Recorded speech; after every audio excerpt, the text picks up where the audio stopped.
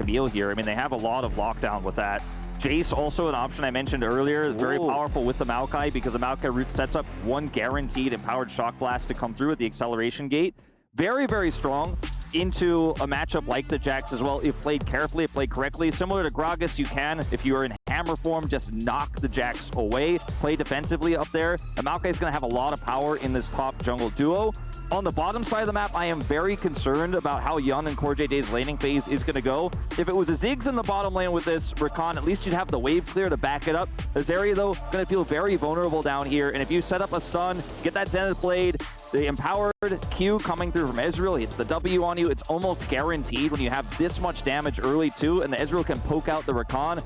Very tough to play. I think the mid lane, as it kind of has been for Team Liquid so far this tournament, is really the key point here. How much of a lead can APA generate in this lane matchup against Faker? How much gold can he get with First Strike? What kind of leads are we going to see? Against Fnatic, he was able to take several turrets, tons of plates. He was too big to fail. Not necessarily sure that's going to happen against Faker. Yeah, I'm a little bit worried, especially about the bottom side of the map. I can't keep my eyes off the Ezreal Leona into Zeri Rakan matchup. Just feels like T1 are going to have a field day down there.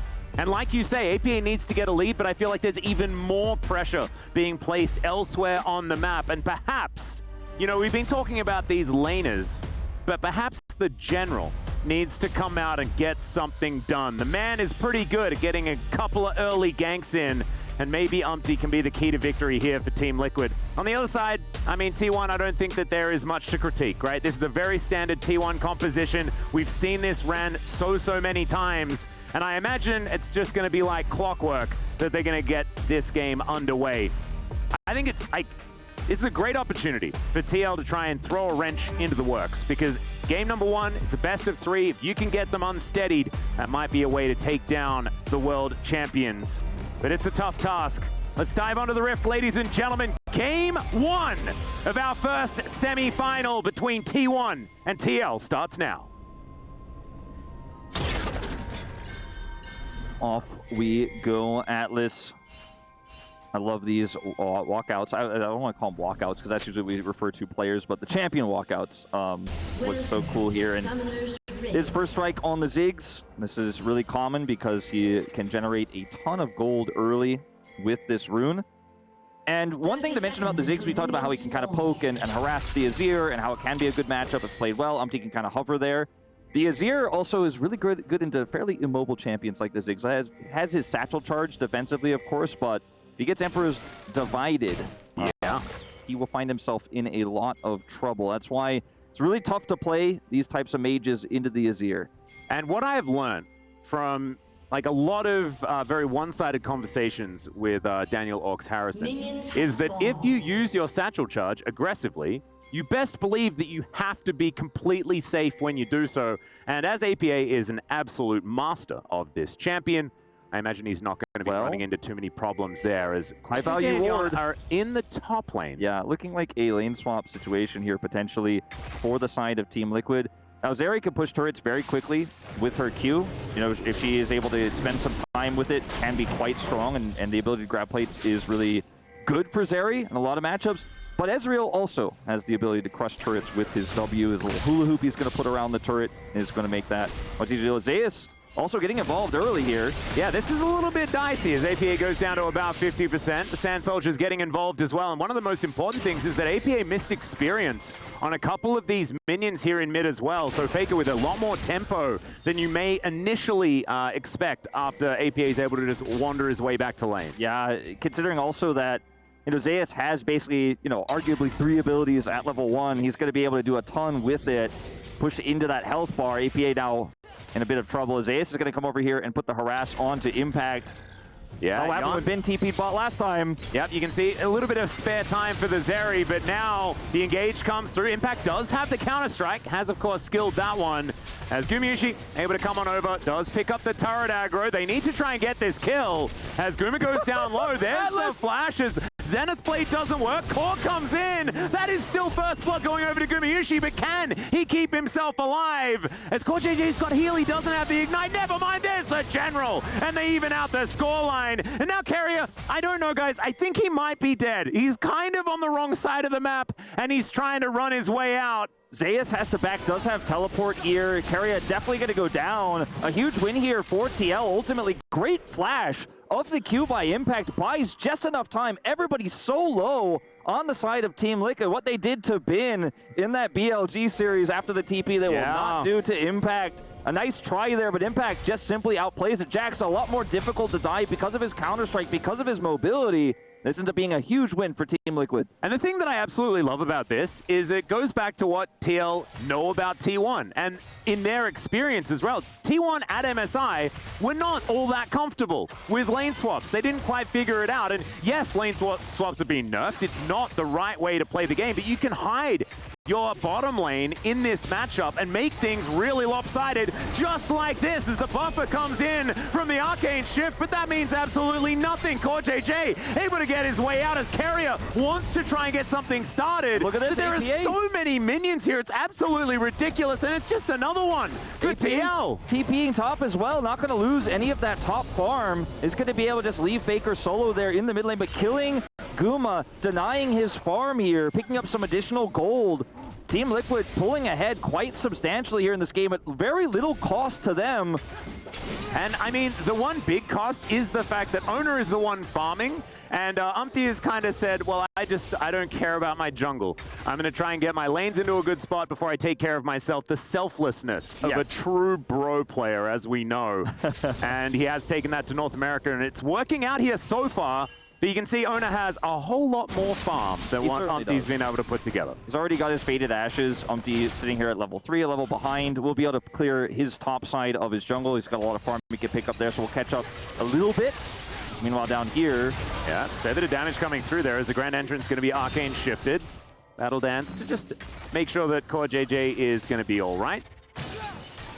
And TL will pick up this wave as it heads towards them. I don't think T1 are going to be too phased about how this has gone, but I do think that it's a great boon for Yon and CoreJJ especially, because we knew that this bottom lane was going to be very difficult to navigate, and you mess around with it, you like start these lane swaps and stuff like that. It does allow you to kind of hide that potential weakness in this matchup. It certainly allows you to avoid the toughest parts of it for sure. And he has 20 minions down on his call already, Yun, so in a pretty good spot. But Keria looking for the assist here on Owner. Yeah, doesn't get the Zenith Blade after he blast cones in. Popcorn Chicken's going to be collected by Umpty, unable to get the last one, as now Gumayushi firing some shots towards CoreJJ. It's an action-packed game to start this off, for sure.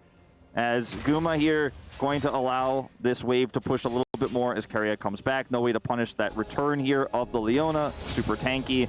But they have kind of avoided, like you say, the 2v2 for its most dangerous parts. But now it's starting to normalize a little bit more. Now Guma is going to be able to catch up a little bit here in farm. Still down CS. We'll see what they can make of things. Faker, obviously a small benefactor of the extra time he had in mid lane there. We'll be able to TP back to lane. Has a pretty big CS advantage himself. Once he catches this wave. So it's not all roses here for Team Liquid, but really great for the Zeri. And once that call finishes too, he's gonna have so much gold as Umpty, maybe a bit alone. Yeah, even the short fuse doing a fair bit of damage here to Owner, who does have mainly damage as the Mega Inferno Bomb comes in. The flash forward from the APA, but it doesn't matter. Faker just sweeps up Umpty, puts him into the death chamber, and now T1, they have full control of these grubs. Yeah, really tough fight to take there, unfortunately, as Umpty. Yes, you have the Ziggs back up there, but the Emperor's Divide in a choke point like that is gonna be basically a guarantee. APA also using his flash means he's gonna be more vulnerable once Faker gets that ultimate cooldown back. Keria holding down the fort here as the lead continues to grow for the bottom lane of Team Liquid, but a huge bounce back now for TL. And the Jace matchup into the Jax, we haven't talked about this too much because we weren't seeing it initially in this game with the lane swap and all the shenanigans. Pretty good for the Jace because, yeah, you can counter-strike, but it only lasts for a little while, and the Jace will continue to have that range advantage over you. As we look at this play once again, Umpty pretty greedy here. He has APA to back him up. There's a satchel charge, right? There's ways to peel, but you just don't, unfortunately, have anything to deal with this Emperor's Divide. Owner has to use his flash, but it's well worth it. It is. Faker able to just come in and collect the kill. Now back in the mid lane, as you can see here, CoreJJ moving on over. And not too much going to come of it. But still, if you look at the top of your screen, only 300 gold going to be in it between the two squads. TL still very happy about the game state right now. And I think as the game goes on, they have so many threats. We know Ziggs scales extraordinarily well. Jack's in a side lane, almost unbeatable by what T1 has. And T1 themselves, a lot of team fighting availability, right? But I think that there is a lot of opportunity for TL in the later stages of the game if they can keep themselves competitive. But now Owner is trying to stop that. The grand entrance comes in. Yon just skates his way out. And the Nature's Grasp not really getting too much ground here against TL's bottom lane. Yeah, not really. CoreJJ does have his Merc Treads, a huge part of this. He's able to get out very easily, despite the ultimate going down. Rakan, a very slippery champion, very difficult to lock down. Further issues here on the top side, as we were alluding to moments ago. Impact having a really tough time. D actually manages to steal away the Gromp here as Carrier is going to come up and try to assist. Of course, we know CoreJJ in the area, so not going to be a full scuffle, but 2 camps going to be stolen by Sejuani. That is going to be great here for TL, especially when we'd already illustrated that Umpty was the one that had to give up so much in the early game, was behind a whole bunch of camps. I think it was like 5 camps or something like that, and has now evened things out entirely. Yeah, True Shot Barrage here is not going to amount to anything, but, you know, you miss every shot you don't take. I mean, he still hit 2 people. True. And a dragon as well. Yeah. So he's just helping them with their clear. Yeah. At the end of the day, it's worth that. It's worth trying that out. Obviously, you're not going to need that ultimate for anything right now. Both top laners just teleported back. So we have very lopsided top side game state that's favoring T1. Bottom side, pretty huge advantages for Team Liquid. You mentioned Umpty getting that farm back, but Yon has maintained this CS advantage, has that extra kill, obviously in his belt as well. So he's up 500 gold right now in this bottom lane. And I think some proactivity is going to be needed here for Owner. Without his ultimate, you know, wasn't able to do anything in that interim, but maybe can make an impact here either top or mid as Guma continues to farm things out. And do you know what I'm fascinated about, Wolf? I'm just wondering whether APA said anything in ult chat yet. I am really curious. I imagine that Dagon and the gang are probably, you know, staying on the ball there. But I'm so curious as to what it is. Very much looking forward to finding out as Keria and Gumayushi closing in onto Yon, but he's Zeri, so he just skates over the wall, and everything is absolutely fine. Now a potential gank here as Owner moves towards the top side, lurking in the fog of war. Faker coming over to threaten that at the same time bottom there as you mentioned. Ooh. Okay, will Impact move up further than he should, as they know Umpty is here as well, as there's the counter-strike. They start this one off. Nature's Grasp comes down. Glacial Prison comes in as well. Impact, the first one to be focused. The Permafrost comes in. Umpty not able to actually finish off the kill as APA. He turns up Mega Inferno Bomb, and that's going to be the kill for the Ziggs. Owner looking to run away. The short fuse. There's the satchel charge, and he closes the distance, and there goes the tree. Faker 1 versus 3, and even though these health bars are low, I don't know whether he's going to be able to take anything here if TL do decide to turn. And that is a great play from the North American representatives. Absolutely. It was jungler versus top laner there on both sides of that fight until APA showed up. And it begs the question, how did APA get here? Because Faker is not actually denying his rotation. Okay, take a look. Impact over here, very low. Zeus has to flash, still gets permafrosted. It's the teleport here from APA, completely circumvents Faker. Faker a little bit late to actually come up here and deny the play, so teleport advantage to APA allows him to make this happen, and it's a huge win. Nothing Owner could do, no escape here. Even with Faker showing up with flash and ult, he can't turn the play. They will be able to get these grubs out of this, or at least a majority of them, as they have this choke point once again controlled with the Emperor's Divide. But man, what a lead for Team Liquid so far. Yeah, it's definitely going well here in this early game. As we move towards mid, though, that's when things can get a little bit more dangerous. 4 grubs now collected for T1. I think a big deal for Zeus, who does so much damage on this Jace to turrets. You know, you sort of sit there in gun form, press your W, and you just wipe them out. And so definitely going to be something worth looking out for here as T1 try to accelerate into their 1 to 2 item power spikes, right? Like, this is what this composition is so incredibly good at. It's utilizing these early spikes. They might be able to get something done. Unless Umpty has something to say about it as he moves towards the top side. There's going to be the special delivery. He's been tanking up this turret for such a long time. Grand entrance is what locks it down. And the TL flare pops up above Umpty as he walks his way out. It's another kill for the North American squad. 6-2, the kill score now. Yeah, Impact and Keria traded flashes down here on the bottom side as well. Looks like Keria trying to go a bit deep there potentially. We got the tail end of that, but they do end up trading flashes. Impact here just going to hold down the fort. Guma should get this plate relatively easily, but a Ziggs along with a turret is a big problem. Owner going to commit the ult here top side to try to chase him down, but won't be successful. And Atlas, this game is wild, but it really is the kind of early game we were saying Team Liquid could come out with some surprises. They could play a great early game. They could get a lead. They've checked all those boxes. It's what happens next around these next few objective fights where Team Liquid need to solidify this advantage. We saw them do it at MSI. We saw them get those advantages. We did not see them close the game out. But this Ziggs is so huge so early. Not quite as big as he was in the Fnatic series in game 1. But it's still going to be a huge problem here for Team T1 to deal with. And it feels like it's not just a hands diff, it's not just matchup diff, it's just macro calls here from Team Liquid. They came up with a clear plan here. The execution has been crisp, and that's what you love to see from a North American team taking on the defending world champions. No, absolutely, and I want to go back to it. I think, like, commending the preparation is what we should be focusing on here, because Team Liquid, they did their research, they did their homework, and they came up with a great way to tackle this T1 squad. I think the early lane swap, even though they didn't get a massive lead, they put enough weirdness into this game to allow Yon to have a 20 CS advantage up against Gumayusi. APA gonna get thrown underneath the turret here, but Umpty is there to protect him. Doesn't land the ulti though, and down goes the Ziggs. I don't think Umpty's going to die here, but CoreJJ finds himself on the wrong side of the map. Battle Dance gets himself out as Umpty comes on over and gives him a target to head towards. So it is just APA falling down, but it's T1 finding a bit more tempo here on this map. Yeah, I think APA getting a little bit of greed there because he knew Umpty was nearby, but Faker flashing the Arctic Assault there. They have enough damage. And that's going to be the Dragon here going over to T1. It wasn't in the mid lane where he got punished on the Ziggs to this Emperor's Divide, but in fact in the sides. We're 1-1 apiece. Hextech Soul is the Dragon. An amazing Dragon for both teams. You can see the Ziggs poke, but also the Ezreal and the Jace here for T1. I think we're going to see a lot of action on the bottom side of the map for these next few Dragons. Not to mention Zeri. That's a lot of electricity, Wolf. It's going to be going everywhere as Umpty going to get slammed by the Bramble Smash, formerly known as the Arcane Smash. He's now going to use it on the Raptors. Looks like Owner is not going to be pursuing Umpty here towards the Herald. Baker does look to potentially start this one up. He doesn't have TP, but he has the Hex Gate, so he can get over to this objective very quickly. As we are going to start the Herald up as this replay happens. Notice this, Emperor's Divide comes through, APA, no flash, and then Faker as well. Satchel Charge doesn't save him, flashes the ult here, the Glacial Prison, and is able to take him out. He doesn't feel too bad about it. He just knows he got outplayed. Yeah.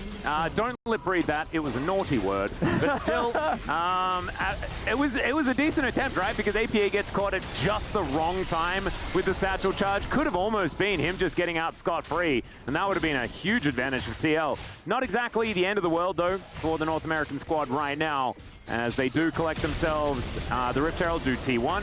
Zeus going to dodge the Glacial Prism, but that is another flash. Umpty is just flash police today. He's going around collecting all of them, and even though he lost his mid laner, he did collect the flashes of both of the solo lanes on T1, so maybe set up for some sort of fight here as we look towards the next Hextech Drake, or the first Hextech Drake of the game. Right, and the scary thing about this game state here for T1 is that, yes, they've got great wave clear, they've got a Ziggs on the side, which is always terrifying. T1 will need to respect it, but T1 have the Herald, and the Herald can allow them, if timed correctly, to get a lot of control over that bottom side of the map. They were able to pick up the Herald top side, so they could just put their focus bottom, as long as this Ziggs isn't given too much free time with the turret. So Faker is going to be in this position where he's going to have to sit bottom kind of alone. They're going to hover top side here with Owner on this Maokai to keep the Ziggs at bay. The Ziggs gets locked down. Zeus has enough burst damage to take him out easy peasy. So this is where T1 really need to solidify their control over the bottom side, keep that Ziggs away from the turret. They can stave this off for the next few minutes, use that Herald correctly. They should have the Dragon start in their control. As CoreJJ, bit of a Hexgate journey. Yeah, this is somewhat aggressive, as he's going to get stunned, but not before he gets over the wall, and that is going to mean that he survives and doesn't actually have to use too much of anything at all. He's just teasing him this whole game. Yeah, I was feeling a little bit nervous as more Hexgate shenanigans come through here. No outer turret on this bottom side as Faker trying to take the long walk to get out of the way of Umpty, who does have that ulti back up and available once again. Control ward in this brush. Umpty just going to settle for the Gromp for now as Yon hops into the gate and gets himself out. Faker having the Sundisk, he feels pretty safe here, Atlas. Yeah, you know, it's such a weird position though, Wolf, right? Like, it's just a lot of jostling. We're jostling right now. Yeah, jostling, trades. I mean, Team Liquid showcasing great macro. Yun, see if he can avoid this. Ooh, able to skate his way out. Yeah, really nice slide, actually. Takes Carrier for a ride with him. Doesn't need to cleanse, but will take some damage here from that Mystic shot of Guma. minute 40 until this dragon spawns. Herald at the ready. And this is where T1 will have a little bit of control for the first time of an objective fight. They had to wrestle it away in that first fight where they were able to pick Umpty there, force the flash out of APA. This time they get to start the fight on their terms. And for the first time in this game, it really feels like T1 can do what they want, right? Team Liquid have kind of pulled them into their world, what they prepared in the early game for a majority of this game. Faker also has TP, has gone to the top side here. Very dark up here, so Faker going to respect it. Umpty threatening. Yeah. Man, Team Liquid is so scary on the map right now. Umpty is like, he is really pushing. He's trying to find any opportunity. As soon as anyone oversteps, he is there to try and counteract. And I love the proactivity coming out of the man. This is something that we have seen from him in the past, but it seems to be ramping up here in this game. There's that Herald drop I was talking about here. Yeah. Flank from Impact, but he's spotted. Kerry going to be piloting this one as there's a grand entrance. They get the knock up onto the Leona, but not exactly a key target as the bouncing bomb doing a lot of damage here to Ona, who is pretty squishy on this Maokai for now. Not going to be the end of the turret, but it is very close to going down. Faker going to go topside to try to catch that wave. A lot of minions lost actually for T1 coming down for that Herald play. Remember, he does have the teleport to go straight to Dragon, but T1, because they didn't get the turret, not confident to actually group for it faster. And Team Liquid actually gaining a lot of prio as a result. Looks like they may opt to try to, just give this up. And this is quite wild to see. T1 had the Herald. They had an Ezreal pushing the lane. Impact has free control over the side right now as a Jax. And they're just making faster rotations right now. T1 need to make something happen here in mid lane, or this Dragon may be lost. Well, Solar Flare is going to come on through, but it's Umpty. He's able to tank that one up very comfortably. Mega Inferno Bomb is massive, and Ona just gets taken down. The Nature's Grasp finds absolutely nothing. Yeah, just used defensively there, but gets nothing back. Owner is dead, and that should be Team Liquid pushing ahead in terms of Dragon control here. They had the control, they had prio, but they weren't happy with that. They wanted to pick, and they get it. Gumayushi looking for an opportunity here. It's Core JJ. He finds it. The quickness was on, and Yon's going to take him down. Inner turret is going to be a prize as well, as Faker was on the inner turret, but Impact is there to get rid of him. Outer turret and Dragon, and 2 kills here for Team Liquid. They are on a tear. They are on a tear indeed. Massive lead in this game now. Second Dragon goes to them. They get 2 kills mid. They get the turret with the satchel charge. And, we talk about Sejuani Ash. We talk about some of the follow-ups with the Sejuani Rumble that Genji fell, victim to yesterday. But Sejuani plus Ziggs Bomb is also a pretty big combo when the Ziggs is this far ahead. And it's just the recon setups here that we're constantly seeing found by Core JJ as well. The threat we had onto Guma. Look at this bomb damage. Oh, you're dead. No way out. Just ridiculous, and then able to get himself out very comfortably, and this is the next one. He says, okay, you eat forward, I'm gonna jump to Yun, go in here with the flash, and look for the knock-up onto the Ezreal that has no recourse, and down Guma goes, down goes the turret. Team Liquid eyes on Baron control right now, and it just seems like T1 have no entry. Yeah, and I think that they just need to tidy things up, right? Like T1, it was Faker on the top side of the map. The Azir is so incredibly powerful in these 5v5s if they do get to it, if they have the setup themselves to utilize Jace poke, the range advantage that Gumayushi's going to have. But it's just the chaos that Team Liquid have been reveling in that's been working out. That one didn't quite so much, but it doesn't matter. Guma is just dead, and Zeus has to flash to get out of the way of the Mega Inferno Bomb. I don't know what that ultimate was trying to do, but I'm so scared of Umpty right now that I trust that it was something that was very important to getting that kill. On his time on Brion, Umpty was famous for great Sejuani games where he didn't hit any ultimates. He's hit a few of them this game. He's hit a few of them this game, but you know what? It's enough with the bomb, the Glacial Prison. They end up getting another pick here. It's not yet enough to commit to Baron. They don't quite have the damage just yet. Faker gonna come up here with Owner, see if Impact can get out, but he has Flash, he's Jax, he doesn't care. And he is just going to walk away. Meanwhile, over here, you can see this lane is getting pushed in. And the longer they spend time on the top side, they know Owner's here. He was spotted. APA is going to get some alone time with this turret. He's sitting on 2 items and a needlessly large rod. Core JJ is threatening a dive. Well, the teleport's going to come out, so Core JJ not going to be able to utilize the quickness there, and he's just dead. Emperor's Divide going to pick him up. And the unkillable Demon King himself is going to come over and say, stop with the funny business, guys. It's time for us to find some advantages, and they're going to need to find a whole bunch of them as Faker going to have that back stopped A little bit of a delay picked up for TL. We'll see what they can utilize with this added tempo that they do have now on the map. And every time you do that with Ziggs, when you have first strike, you pick up a lot of gold. It's so much money. It's actually just gold generation. He's already gotten the turret mid right and done a ton of damage to top side turret, and he's just farming up to the death cap. I mean, this is the kind of build you want to see on a Ziggs. I feel like Ox might have a bit of a golf clap on this one. No Archangels, just going full damage. Where's the Leandres, guys? I don't know if he needs it in this game. There's not really that many tanky members here on the side of T1, but Young. Oh, yeah, there's the flash forward. Cleanse does come out. He skates over the small wall, and there's the flash as well. So T1 getting a lot of economy when it comes to the summoner spells, but unable to quite get the kill here. Yeah. See whether they can utilize that in the next fight. Area also committing his ult, committing his flash to the play. Not going to come up with anything here. Feels like a pretty big win for TL. Assuming that there's no way to lock this Zeri down. It's been so difficult to catch Yun this game. 0 deaths so far. He's sitting on 2.5 items right now. The Runins, so valuable to clean up the kills after the Ziggs bomb comes through. They've got so much burst. They have so much control over this Baron pit right now. And T1, it's got to be a scary moment here. At least they have control of the Rift Scuttle here. There's no way they could do this Baron without T1 knowing. But this lead hasn't grown that much for TL. But yet their map control really has, and that's the scary part, is CoreJJ has been always threatening, always threatening. Never a comfortable moment in this game for the squad that won the World Championship last year.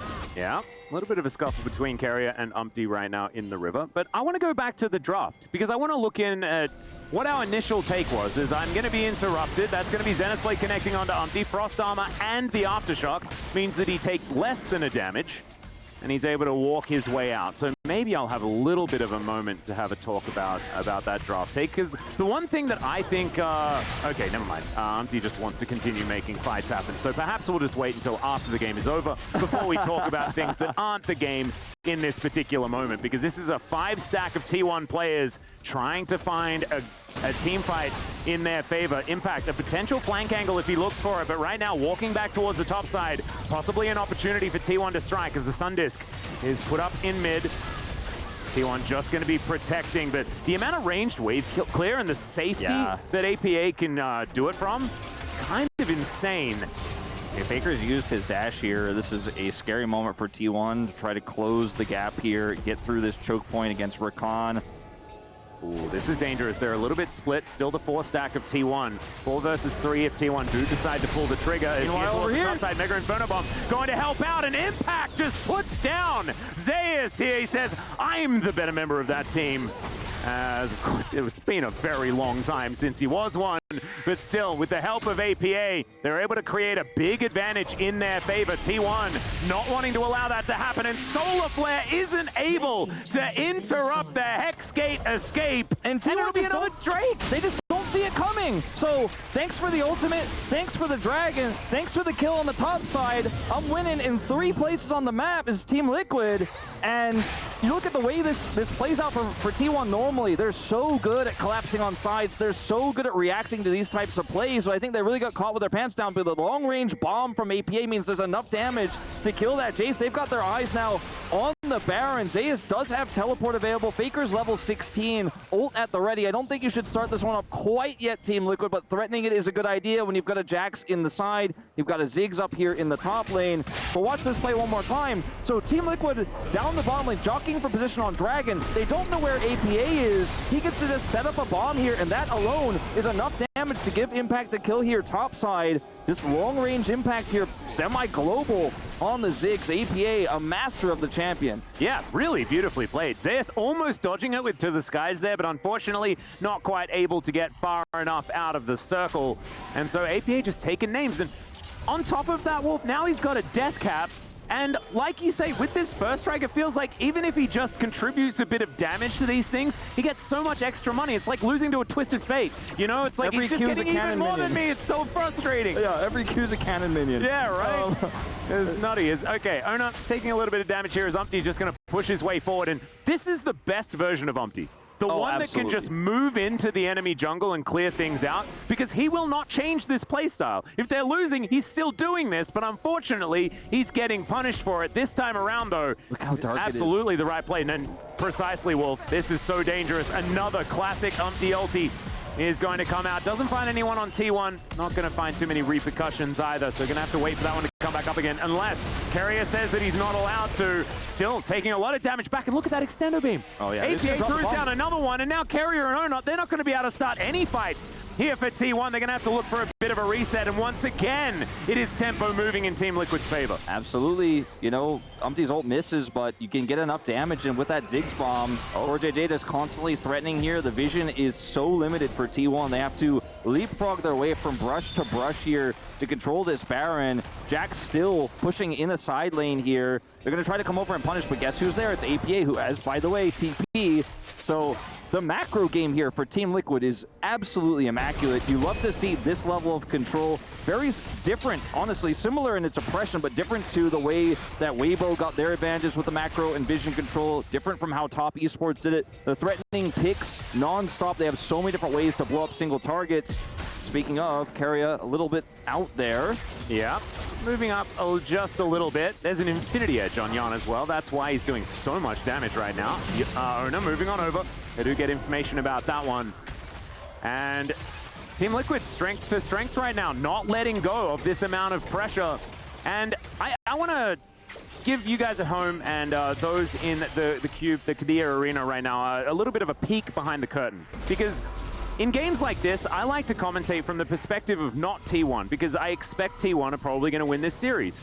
Now I feel like I'm running the risk of just seeming extraordinarily Team Liquid biased, because T1 haven't found that inroad back into the game just yet. And when you look at some of the game states here, the map control that Team Liquid have had, Gumayusi just now getting his third item as Yun is approaching his fourth here on the Zeri, already has the IE. He's 2 levels behind, or was, he's now just 1, but will be 2 levels behind again here shortly as Yun clears up a few more minions.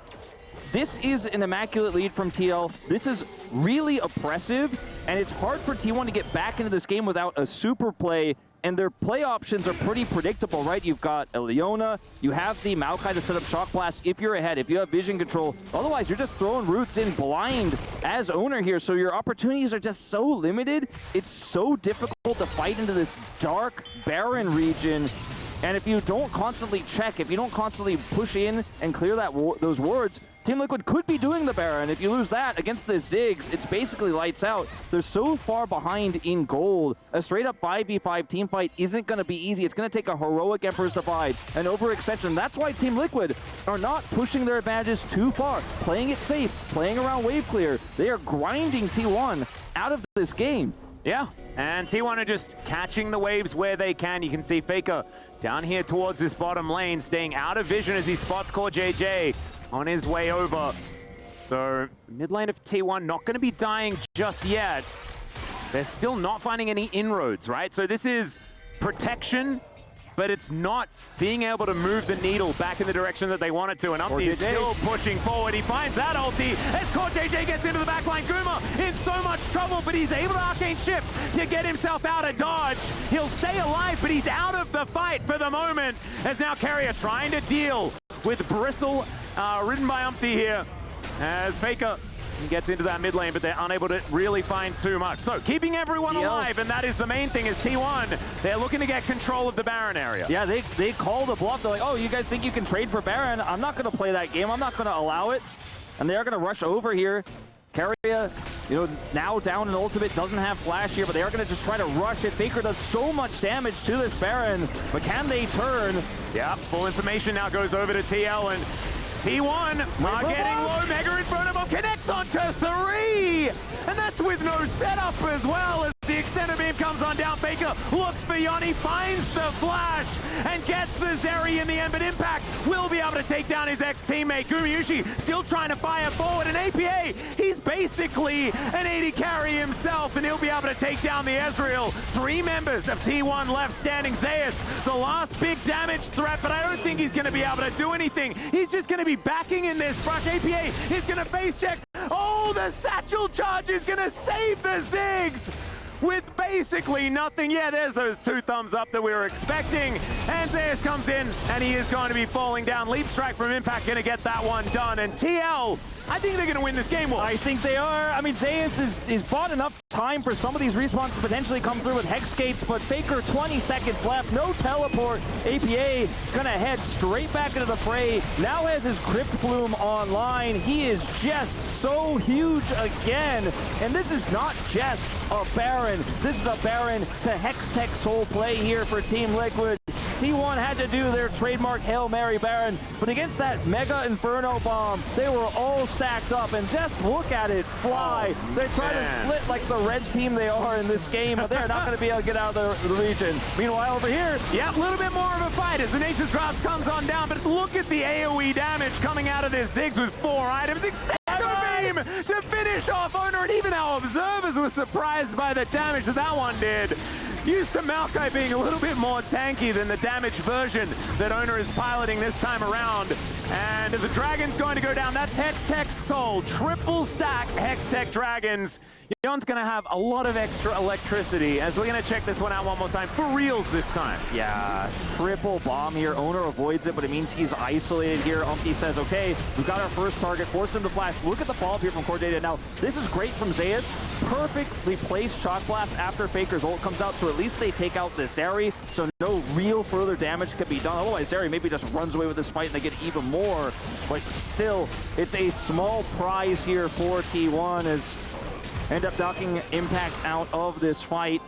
Or Impact, sorry, knocking Zeus and Keria out of this fight. As Zeus buying so much time here, but it's still not enough to stop the Baron. It's still not enough to stop the Hextech Soul, and now the base is open. Looks like game 1 upset complete. Team Liquid completely unlocked here at EWC. And it's their drafting, it's the gameplay, it's just TL are just looking extraordinarily good. Here at EWC, they're going to be breaking down this top lane inhibitor turret right now. Counter-Strike comes through and they just have all of the answers.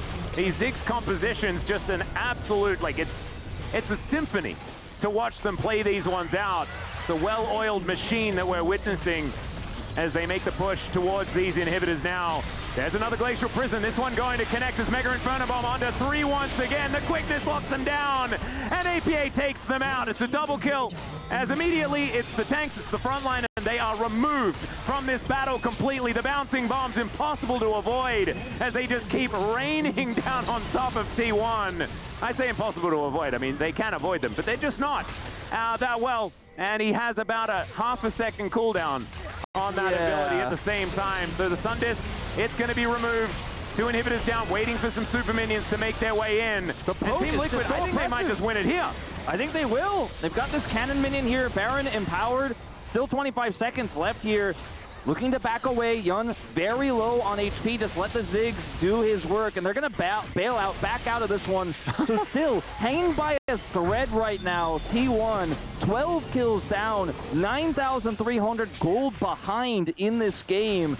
But if it's T1 that's alive, if the Nexus is still standing, there is still hope. But I just don't see an angle right now, Atlas. This lead is so huge. And the poke in this composition with Ziggs, with the Zeri Extendo Beam, it's just unreal. As Keria maybe trying to bait something? I don't know where he's going. He's going on Walkabout Wolf, and he's going to get satcheled back into the entire enemy team. And he will buy some time before he inevitably falls. Yun's going to collect that kill as well. So another one for the Zeri. 5, 1, and 3. 4 items. And a casual little critical strike cloak.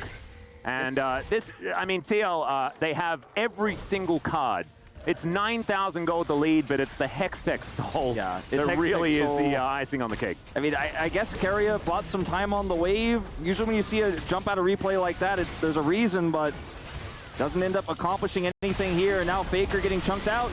Yeah, that's going to be Owner locked down. Does avoid the Mega Inferno Bomb nicely with a Twisted Advance. I like that, as the Nature's Graph doesn't do a whole lot, but Umpty has his health bar shredded down. So TL going to have to just wait for that Warmogs to chug it back up again, unless he does decide to go for a full reset there as well. I think realizing that that health bar is going to be back up very, very quickly. And now back onto the push once again. Super Minions making their way in alongside this last remaining inhibitor turret. Last bastion of hope here for T1 because you lose 3 inhibitors against a Ziggs. I mean, you're just a sitting duck. Especially when the APA has teleport available, he'll basically just two-shot the Nexus. If he gets a chance, he will just TP in and end it. It's all the AP he's got stacked up.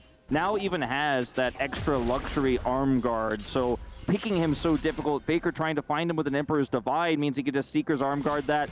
They have a Zeri who has GA. We love those purchases.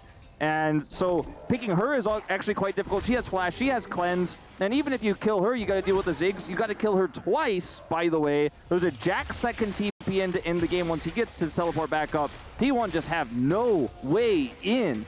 There's just so much firepower. Like you were saying, I'm having a look at this Death's Dance Jax with 4 items completed as well, and some shoes on top of it. Okay, TL going to face check T1 right now as the Glacial Prison comes down once again. Umpty, it's been absolutely fantastic this game. APA layering the ultimate on top as well. T1 keeping themselves alive at least for the minute. As Zeus gets the Hammer Slam back. Impact taking a bit of damage here as well as Extendo Beam. Oh my goodness, who's the poke champion now? As Jan is going to send Zeus back to the fountain. This last inhibitor still standing, but I feel like the clock is ticking on that one. Elder up in a minute, 25 seconds on the Baron. And I think TL, they're going to make sure that these waves are pushing in, take these neutrals, and carry Exodia towards the enemy Nexus. The Hextech Gate allows T1 to try to get in there. Uh-oh, Umpty's over here. Yeah, finds Carrier. Not exactly an ideal target, but he'll take it. But, I mean, there's just no way for T1 to really get to either of these objectives. They have the Hex Gate, so they can try to rush over and contest, but a teleport can end the game. Even with both Nexus turrets standing, if T1 get their back stopped here, APA can just end the game. So T1 have really crossed their T's, dotted their I's, as that's hopeful. Gumayusi with this true shot, as they're only going to leave 2 on Baron because Yun does so much damage while continuing to push these waves into the mid lane, stacking up super minions there. So there is just absolutely no way T1 can come to Elder. It's essentially League of Legends checkmate here right now with the composition of Team Liquid. Yep, T1, I think the fight that has to happen on the Elder or on their Nexus. And they have elected for the Elder. I'll start that one up as it spawns. They have positional advantage, banana brush control, but Umpty just walks on in.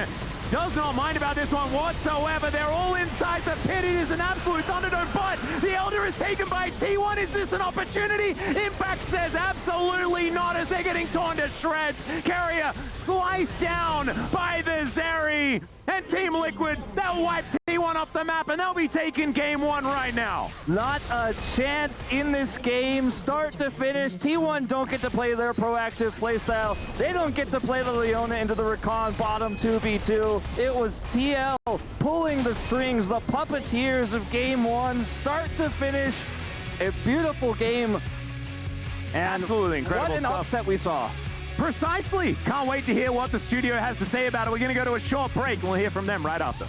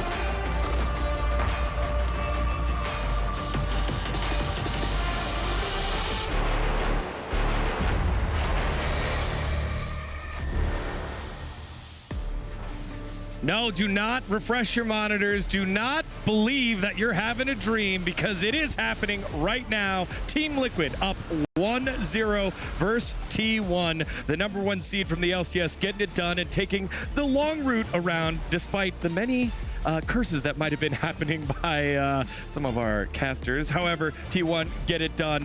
Multiple Barons, Elder Dragon, and they find themselves the victory in match #1 of this best of 3. Welcome back to the area, Degon alongside Joshi and Valdez. And that was controlled by TL to start, and then there at the end, we're starting to see the growing pains that North America's had for decades to close out a game against a Korean squad. But they got it done, and that's the important part here, Degon. We got to see North America get another win off of T1. We saw it at MSI, we see it again here, and I really hope this is the growth of something big.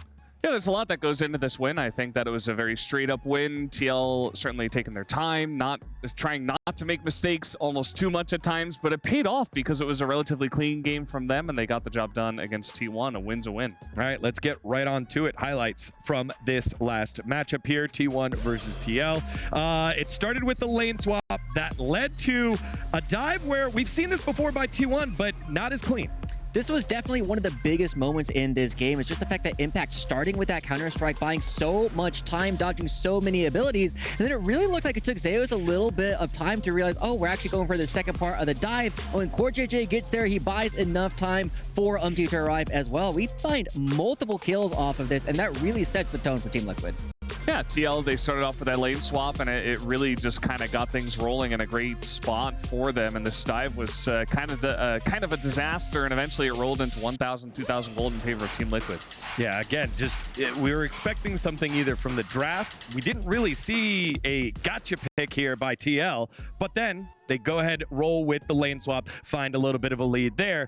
Because of that, then Impact gets a little bit more gold. The TP there to the bottom side by Impact, TP to the top side by APA, catching the waves, leads to some action on the top side of the map where Zeus then is now on the receiving end of some bullying. And we get to see exactly the power that comes out with this Jace that we really get to see, or rather the Jax into this matchup where you have so much damage. Eventually, when you start to build a lead, it becomes very difficult for Zeus. And APA, a true master of the Ziggs, coming up and making sure that he beats Faker to the rotation, able to find multiple kills in every single one of these plays. And this really cements Team Liquid's lead.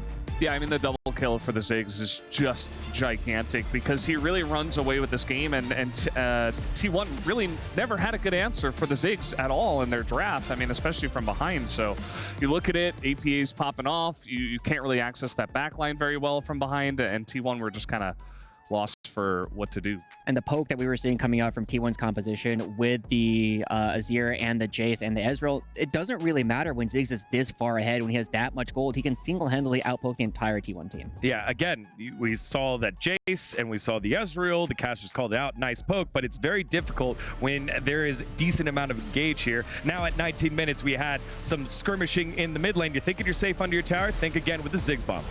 Honestly, I was kind of surprised that Team Liquid was able to find all of these kills. This looks like T1 making those classic plays where they try and find any advantage that they can, but Team Liquid is just around the corner ready to punish them.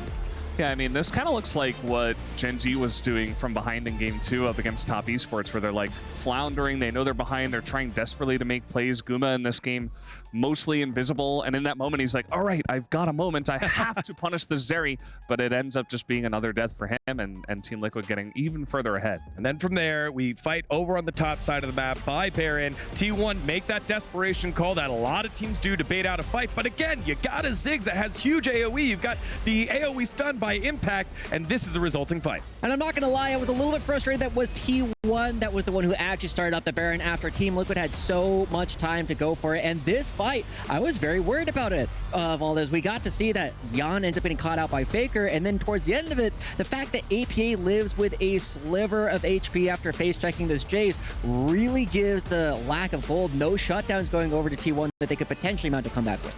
Yeah, it definitely still felt like TL weren't super clean, super confident in their victory, but it was safe and sure that got the job done. So, you know, it is what it is. It took forever to take the Baron. It was eventually T1 that had to start the Baron for them. But TL, I mean, they still won. They still punished it. They were still ahead for the majority of this game. Yeah, very, very close margins, including that last little bit there. APA on 1 HP. I was screaming here in the studio. Everyone around here over at Studio Village definitely heard us here. Now, you all at home voted earlier for our STC predictions. Obviously, a very heavy T1-sided vote. So now I ask my analysts here. Are we sticking with our votes here, or are we changing it up? I think that was a full time to release the Copium. We got to see Team Liquid take the first game off of this. They did it in a classic Team Liquid style. They got every single pick that they wanted, and we have been seeing that, well, LPL has had great meta reads so far, and NA has also come out with some things big here too. I'm looking at Team Liquid to take this series. Valdez? I think T1's still going to take... I still have to stay with them. I think they are very reliable. And one thing I want to see is Ziggs get banned, because they didn't really seem to have a good meta, well, draft read, I should say, in this first game about how to deal with it exactly. And they let it just go over. They didn't respect it at all. They should know that APA is fantastic at this pick. I think you just take it away and you move on with a more balanced draft for games 2 and 3. Yeah, part of me wonders, again, what will the answer be? We did see focus in the bans in the mid lane. However, APA able to get his comfort champ, and the team was able to play around it. Game number 2, will it be the decisive one for Team Liquid to win against T1? Historic victory, or will T1 battle it back and force us to a sudden death? We'll find out after this short break.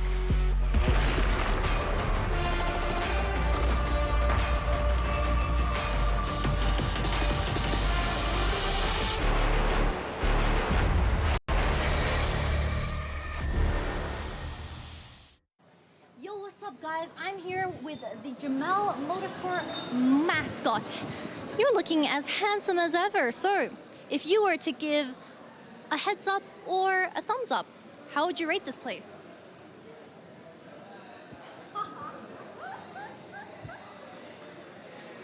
Let's take you guys on a tour on what you can do in this recreational area. So for here, there's gaming chairs with connected controllers that emulates being on a race car itself. As we continue, Mr. Mascot, can you please show me what's around? What's your favorite thing here? His favorite thing is, oh, it's VR. Ah, so if you want a very realistic experience, that's also VR with the controls. I did not know that. Thank you, Mr. Mascot. Moving on, we have amazing monitors right behind the cameraman, I believe. Right here, look at that. That is crazy. It's curving. You get a very realistic experience of what it's like on the racetrack. And there's a lot of people enjoying this game for tonight. But moving on, we are slowly approaching, I believe, the food stand, where people can get a quick snack if you're feeling hungry, as it is vibrating very nice pink over here. So, racing is our passion, is their motto. Let's go check out what kind of food they have. Hi, is this Japanese? Ah, ice cream. Hi. If you guys are feeling hot, make sure to come check out their snack stand, where this is going to be ice cream.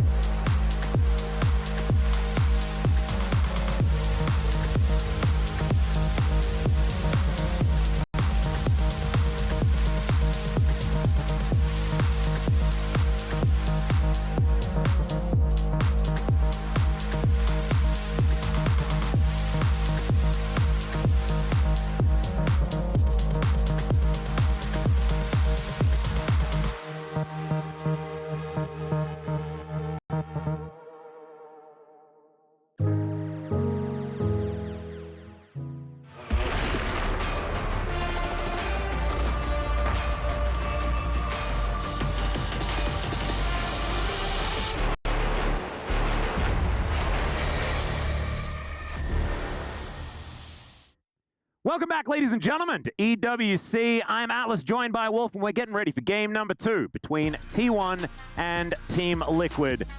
This is the time where I would be expecting to say, oh, let's see whether the North American squad can fight their way back. But that is not what I need to say. What I need to say is, can the LCK stay in the tournament, Wolf? I mean, that's the scary part for all the LCK fans out there. I mentioned before, if you're T1, I think the expectation was, and your goal is to 2-0 this and give a lot of a strong message to the fans of, hey, we can win this finals, right? Because you go into this thinking it's LCK versus LPL finals. That's most people's expectation for the tournament. Maybe even LPL or LCK. We didn't know how those first matchups would shake out. But now, on the brink of elimination, the final representatives from the LCK backs against the wall, not respecting the playstyle of TL. TL really just running them around the map. And not only, Atlas, did they showcase great macro, but I feel like they played away from the style of the LCK. It really threw T1 for a loop. I was talking to you about this during the break. When they didn't have Dragon Prio, did they headbutt in? Did they force their way through trying to flank? No. They just went and picked Zeus in the top lane. They have a comp that has Ziggs ult being semi-global, can really impact those types of plays. And they played their own game, and I think, as the desk was mentioning, probably should ban that one away. I do not think the Ziggs is going to make it through any more of these drafts. Yep, and I want to shout out one of the co-streamers here at EWC, our friend of the LCK LS, because he has been preaching about Ziggs for, since he was an LCK commentator. It's been absolutely forever, and he got very, very upset. And we've obviously got Daniel Ox Harrison here as well, knowing all of the Ziggs matchups very, very well himself, and so hoping that we don't have an opt-in to the Ziggs Azir matchup once again. But let's see what does happen, as 2 trees just going to be taken off the Rift. T1 not wanting to deal with those, and they're going to move to the blue side. So a little bit of a difference when it comes to what this draft is going to look like. And from now, kind of looks like the Tristana Corki might be back on the menu. I think so, and I think that Faker will opt into whichever APA doesn't pick, because I think they're fishing for a Sejuani pick. Now, TL reading this pretty well. The Ashe is banned away. It's one that has been so oppressive. Didn't see play in the last game because the Ziggs and the Zeri Ezreal trade bottom side was really more what the game was about. See what this final ban is going to be here for T1, taking away the Ivern, saying it's definitely going to be double 80 carry we see this time around. Jax also removed, was a big problem for them in the previous game, but this means Ziggs is up and available for TL. Rumble is also up, and I think that is probably the thing that TL understands needs to be banned. Unless they have some crazy strategy against it, I think it's Sejuani Rumble that they're really struggling with. So maybe you ban something else, or you just get rid of that fiery guy on the top side, because the Fire Yordle is a crazy one. So T1 will get exactly what they want. Now, as I expected, the Sejuani pick is going to come through here first for T1. Umpty had a fantastic game on it in our previous set, but this does leave open a lot of options here for Team Liquid. Rather than just opting into the Ziggs versus potentially the Tristana, they are going to go for the Corki pick, a little bit more standard here. This will mean that Faker will be able to respond with his own Tristana. And, most of the time, I think a majority of us are leaning towards the Tristana being the stronger pick in this matchup. What jungle will be the answer is the question. They could pick up an AP jungler like the Zyra. That's still available here for Umpty. He loves the Lilia. Don't know if it really makes sense in this draft. Let's see what he's got in mind. Yeah, quite a few things left up on the table. They could also pick Tristana and Corki. Probably not, though. Yeah, that'd be a crazy one. They do play that Corki in the bot lane. Strats, exactly. And I don't usually feel good about it. Yeah, that's the Ezreal double Trinity Force. So this is like Power Spike City. I love it. Tristana obviously going to be locked away here by T1, but what else are they going to augment their composition with, Wolf? That's my question. That's a real good question. Might just be the Zeri to come through here for Guma when we play that game again. Could also take the Leona away, but I think the Zeri is just too strong here, and that is what they're going to grab. See if the Leona comes through, or is it just going to be a Ziggs hover? Yeah, Ziggs hover. I think the Leona is the best option here. It's kind of a no-brainer with how strong this duo is. We saw T1 play it previously obviously was circumvented by the lane swap last time around. And here's where things get a little bit more interesting because the focus is now going towards a little bit more the top side of things for T1. See what the bans are going to be. Banning away the Gnar could indicate we're going to trade for a Cassante ban again. We could see the Twisted Fate taken away. The Jax is already banned, however. Yeah. So what the look is going to be here for TL. What their read is Gnar. Okay, probably that Cassante trade once more. One of those options, certainly a bunch of things that you can take away, and Zeus is just really good at Gnar, so you can just get rid of that. Mordekaiser to be removed. So maybe T1 with a little bit of another idea. Wanting to limit the amount of AP options as well is a decent idea, but I don't necessarily think that Mordekaiser is going to be the biggest thing that TL are looking for. See what this final ban is going to be, though, because I think you can pay a little bit of mind towards the bottom side of the map as well. With the Leona locked in, you're not worried about a Nautilus for this Zeri composition, but Twisted Fate going to be taken off the board. So real targeting towards Zeus here. Renekton gone again. So all of these things are kind of what we expected. We saw the Renekton last time. The Mordekaiser is the one kind of pick that stands out. Doesn't feel as strong of a ban, but Twisted Fate, good ban against Zeus. You have the Gnar gone. Cassante being up, though, because they banned the Mordekaiser instead, feels like a pretty easy lock-in here if they want to hide Umpty's pick, but he could just lock that in now and save counter pick for whatever Zeus does, in fact, lock in. Probably the safer bet here. Zyra, I feel really strong in this draft here for TL, but they're not going to lock it in just yet. Going to swap over to the Cassante here. This one felt pretty obvious to me. We've seen Zeus play a lot of other ranged tops, like the Vayne, the Zeri into this pick. There's a bunch of options that you can play alongside a Sejuani really comfortably as well, like a Camille we've seen rip into a Cassante relatively and effectively. They're going to do it. As, yeah, the Zeri top lane is just happening once again. So there is the Braum Caitlyn to come out from T1. We've already seen this from G2.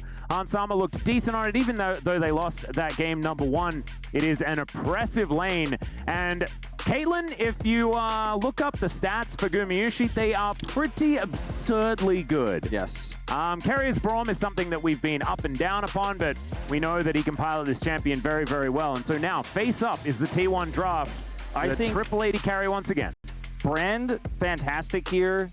I don't really like the Lilia in this draft. I always think about Lilia when I think about an AP jungler R5 for Umpty, but it is going to be the Brand they lock in.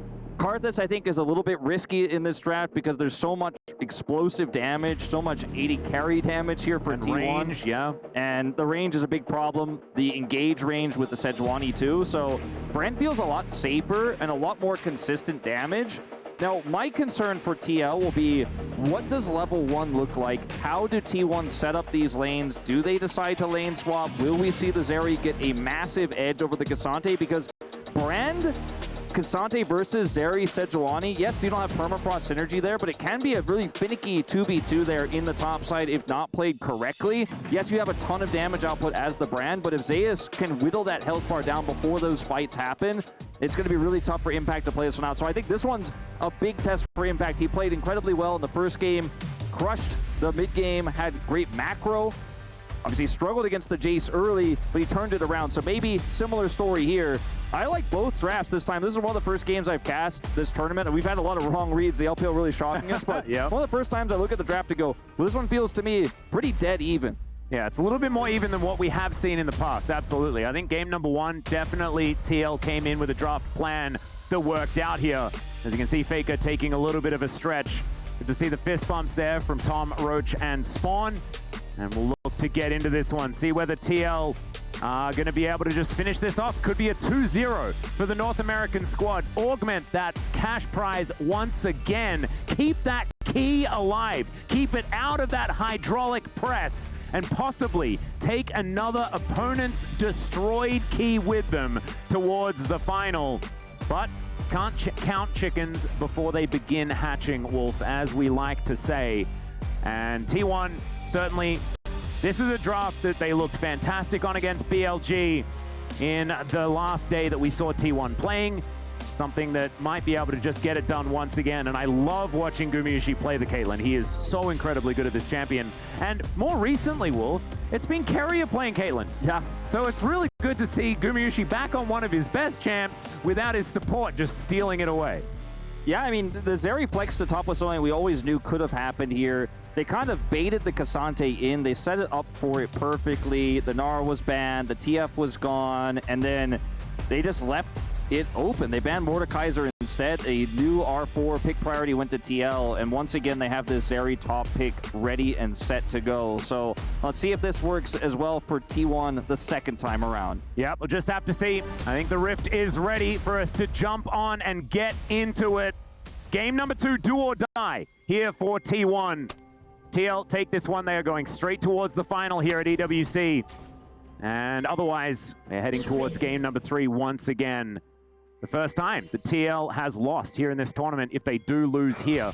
Otherwise, they could make a clean sweep all the way through as already CoreJJ in a bit of trouble, but Impact already ready and waiting. Keria having to flash to get himself out of the way as Umpty moves on over. Let's see whether they can get any added damage down as the rocket jump going to get Faker out of dodge. And TL, yeah, they took a bit of damage, but they definitely answered back. They certainly did. Flash down for Keria on this play. CoreJJ did use his Ignite. The health trade definitely favoring TL at the end of things. Faker is going to have to take a complete back. Should be able to get back to lane without any issue. However, and it was a little bit of a level 1 Braum shenanigans. They learned from Barrel. You know, their last domestic match didn't go so well when the concussive blows came through. But this time, TL were ready for it. They also had Impact in position. He's ready for the lane swap that TL are actually going to set up here. See Zeus on the top side. Not going to be laning into a Cassante right away here. And this is quite a unique setup here for Team Liquid. They had an answer from the get-go. And this is one of the big question marks I had going into the second game was, will they just straight up lane it into the Caitlyn and struggle? Also struggling in the Zeri matchup? Of course not, because that would be terrible. And they've already showcased they know how to lane swap. And that's what we're going to be seeing here at level 1. Yeah, once again, dodging the bot lane matchup. And you can understand exactly why Impact trying to get into range of these minions. As Zeus and Ona just going to be pairing up to try and clear out this jungle as quickly as possible. Impact needs to be a little careful. I don't think he's going to get dove just yet. As Ona and Zeus just getting through these camps. Yep, they'll start rotating around pretty soon. Umpty on full vision here for T1 at the same time. Helping the clear as Brand has an insanely fast clear. And unfortunately, Zeus isn't going to be having a good time 1v2 as the Zeri does have teleport. And Impact, you know, he's not going to like the lane into Zeri. He's obviously going to have a worse time in the lane swap, as all top laners do, into the Caitlyn. Level 2 is hit here. Zeus is coming over. Yeah, there are 4 people heading towards Impact here who's going to have to vacate. I don't know whether he's going to be able to hit level 2 before he just straight up dies. As Ona comes on over, he'll start off the Gromp here first. But now it's T1, 3-man strong here looking to take plates, and they'll take them quickly at the same time. You can see the back starting to come through from Yon and CoreJJ as they have pushed that wave in. That is entirely going to go, but the plate money really pushes this in favor of T1. And this was the change that happened. Is Impact taking a bit of damage here from Ona right now? Permafrost comes down. Impact down to about 300 health. But this is why it's so tough to lane swap, right? Zeus going to teleport up towards his top side after everyone's left. He'll be able to get a fair bit of experience here as well. And these plates going down so much more money into the coffers of T1. You can see that's reflected in the gold. You can see Impact also, you know, he has teleport, doesn't need to use it, but he is going to be significantly behind in XP when he does clash with the Zeri in the top lane, which is going to be super frustrating to play out, walking all the way back. Now, T1 knew that with the amount of pressure they could put on bottom side, not only could they get some plate gold, which they've gotten 3 of already, they'd probably force a return of Yun and CoreJJ. They get no plates. They get an XP lead top side, as well as some of Umpty's jungle there. So big wins really everywhere here for T1. Looked like TL read the play well. The lane swap setup was good, but maybe underestimating some of the power of that Caitlyn push. Yep.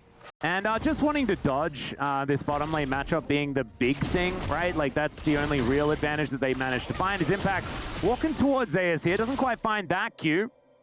As now Umpty moving on in. Flash has to be invested. A lot of respect given over here as now APA and Faker once again going aggressive. The explosive charge going to even out the trade nicely as there's a flash to get away from the rocket jump. Faker taking a lot of damage in return, but he has his flash available.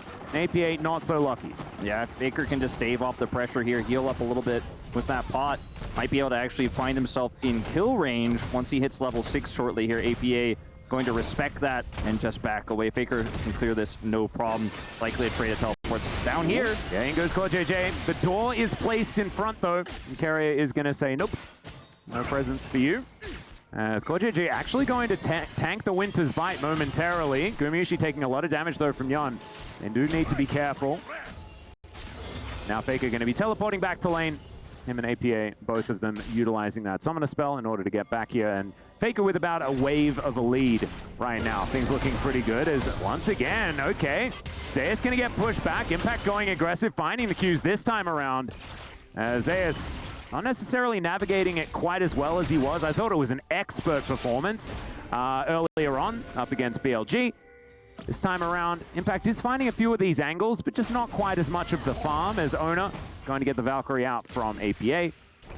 He is still going to get pushed away. Yeah, Faker going so aggressive. There's the Buster Shot. There's the full stack. And there is APA just getting sent back home. Yeah, I mean, even though he's not in kill range here, that was the level 6 advantage I was discussing moments ago. Can just force in the back. He already has a significant CS lead, and that's going to be furthered. Maybe even play goal coming over now. Umpty is down here on the bottom side. This trap is going to be a bit of an issue here, but they do circumnavigate it.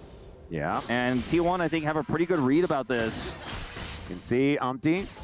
Actually, the Yordle Snap Trap is going to break as CoreJJ in that brush, wanting to find an angle here as he clears out the ward. Gumayusi not going to bite, though. And I think Umpty is going to complete this one. Doesn't want to waste too much time down here. They're going to lose Grubs for this, too, because he wanted to make this happen. But T1 just so smart, able to read the play. And because it's Caitlyn, he's not going to lose too much farm here as well out of that threat because he has such long range to actually last at those minions. Zeus really putting the pressure on up here. This is feeling a little bit more like what we were expecting out of this matchup. Zeus just relentlessly throwing burst fires towards the Cassante.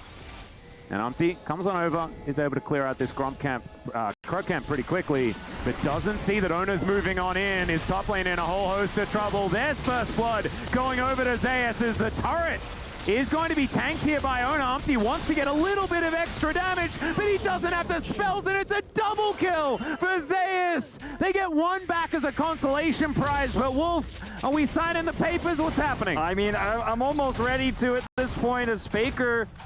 Yeah, Faker and APA just always fighting here in the mid lane. Down to half health, as is correct for Corki versus Tristana, as we have seen. Yeah, and Faker not quite able to put that pressure back on just yet. They know that owner was dead, so CoreJJ is also coming over here looking for a potential opportunity to collapse in. He does have flash. The wave is going to crash here, but the timing... Ooh, I was going to say the timing pretty good for Faker to get out of here, but he doesn't have TP, so he's going to stick around. He may be in trouble now. Yep, CoreJJ making his way over. There's the flash shield of Daybreak, but Faker's going to buffer the Buster Shot so beautifully, and Ona is here as well. CoreJJ could be in trouble. No flash up and available, and he has a Blast Cone. We'll see whether that's going to be enough, but nope. That is going to be concussive blows coming through. Carrier even has the door to make sure they don't take damage from that True Shot barrage. And Impact, possibly also collateral damage from this one. The Extender Beam comes in. The All Out is going to pull Ona over. And maybe Impact now has an avenue for escape, and he does. He'll be able to utilize the Blast Cone, get back towards that top side, but wasting so much time here. Yeah, he doesn't have TP, and Zeus is going to be able to push this turret pretty quickly here, so he's going to lose some farm, probably going to lose a plate at least, and great rotation from Carrier. APA, in danger. He does get the Honey Fruit, but Yon's making his way over, and remember, there's Brand towards the bottom side of this one as well. Carrier gonna get spotted as Umpty looking for it, wants to be able to find the damage, doesn't get the stun as we can see there as the series going to miss. And Carrier does get the passive procced on him, takes a fair bit of damage, but otherwise we'll be able to make it out. Now Zeus just getting to work on this top lane outer turret. 2 plates for the Zeri, who already has 2 kills under her belt. Oh man, that little slingshot I think is going to become a cooler item very, very quickly. Wolf about to get a little bit more electric here in the inventory. Now Umpty will be able to get this first dragon here bottom side uncontested because of the really proactive play bottom side there by TL.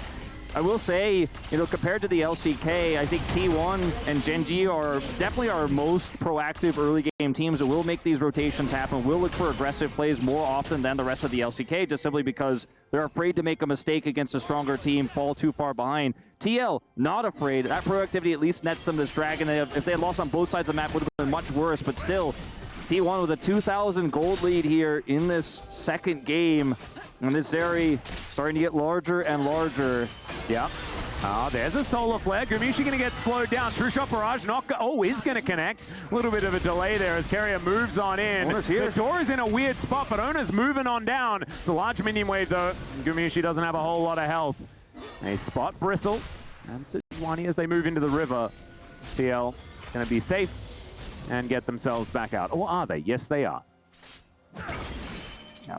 Carrier looking for maybe something here as Faker is relentless of his pressure on APA. Does have a, fair bit of item damage now early with those components and has half of his cult completed. So he is really going to pull ahead very soon here. Ooh, Impact not quite able to find that third Q. Keeping himself in it here towards the top side. Pretty upset about how things went as far as that gank from T1 was concerned.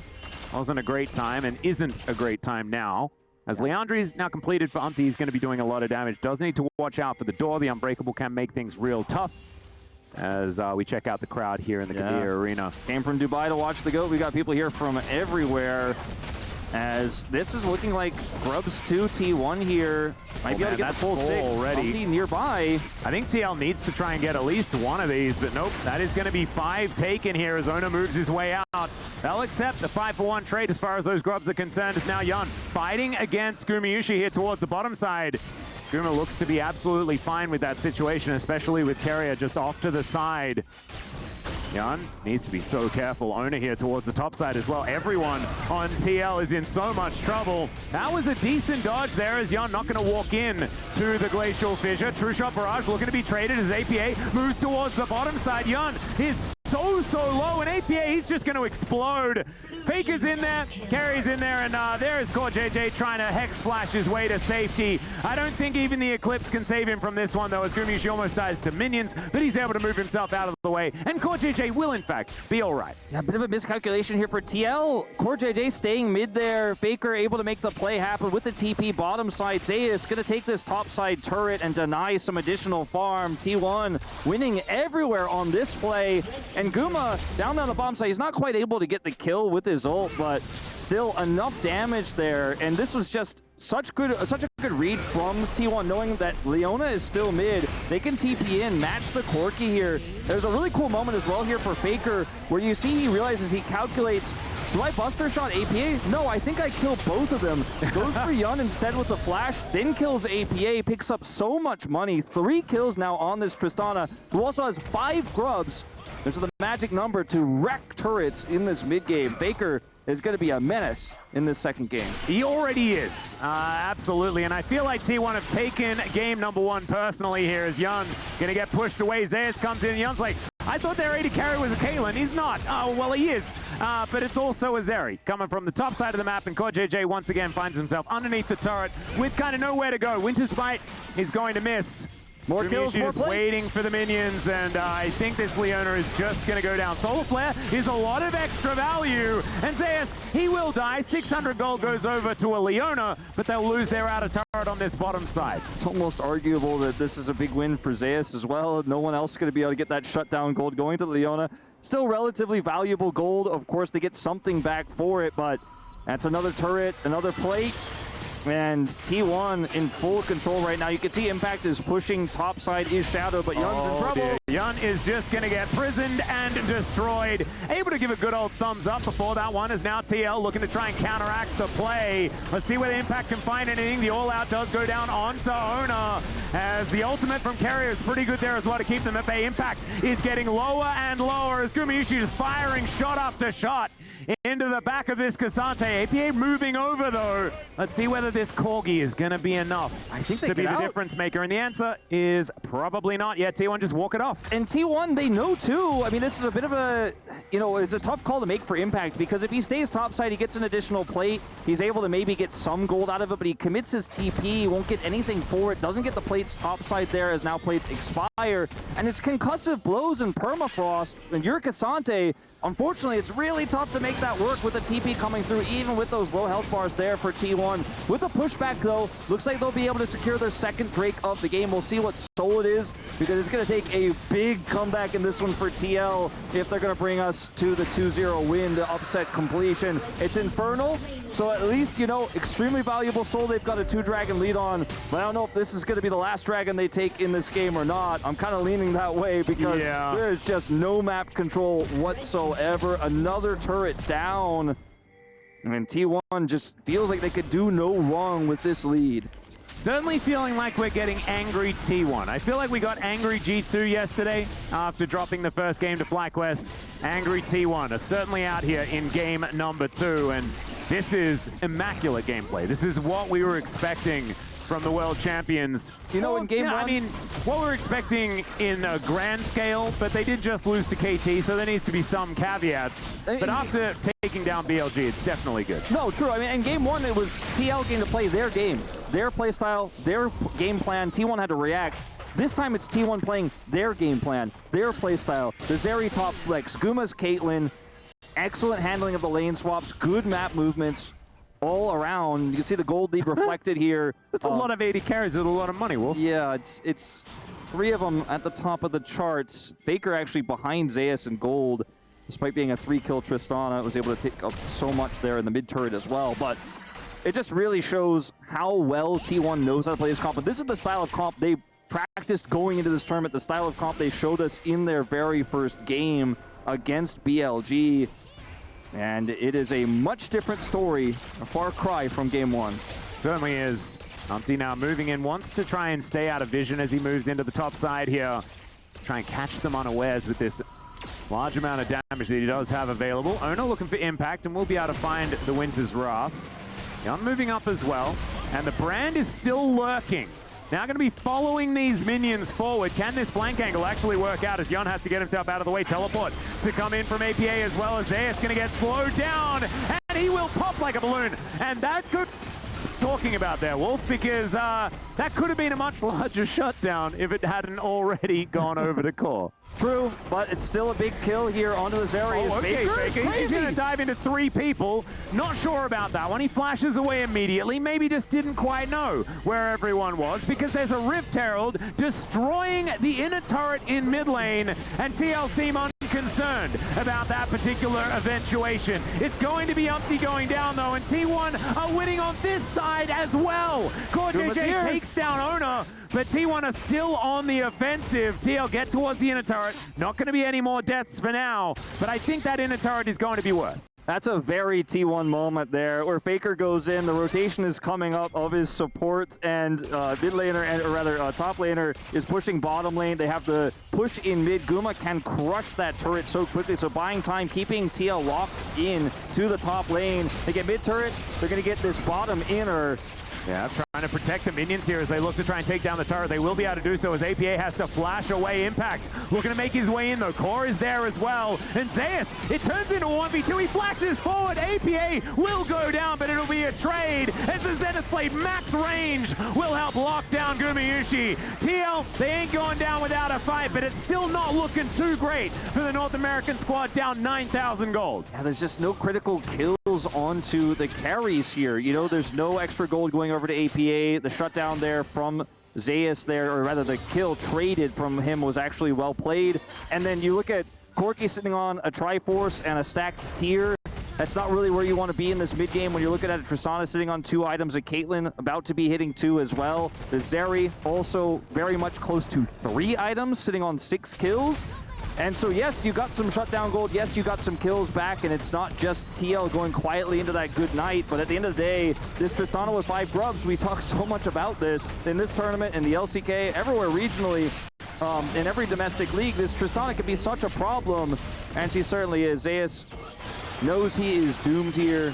Yeah, decides to go for the kill. As soon as Yon's over the wall, he's like, well, I'm dead. Let's see whether I can kill someone as I go down. And Umpty actually, you know, I don't want to say he stole the kill, but going over to him, still relatively useful gold here, because Brand utilizes items very well in terms of team fight damage, but it's the Ezreal that can never stand up to this Caitlyn, cannot stand up to a Zeri. I mean, it's just going to get aced in the hole here by Guma and pushed back, and This is the problem here for TL, is if the shutdowns were on the right champions, if the kills went over, maybe you could see a world. Impact might be able to find an opportunity here as the Glacial Fissure comes down. Doesn't really do too much there as it's eaten by Impact.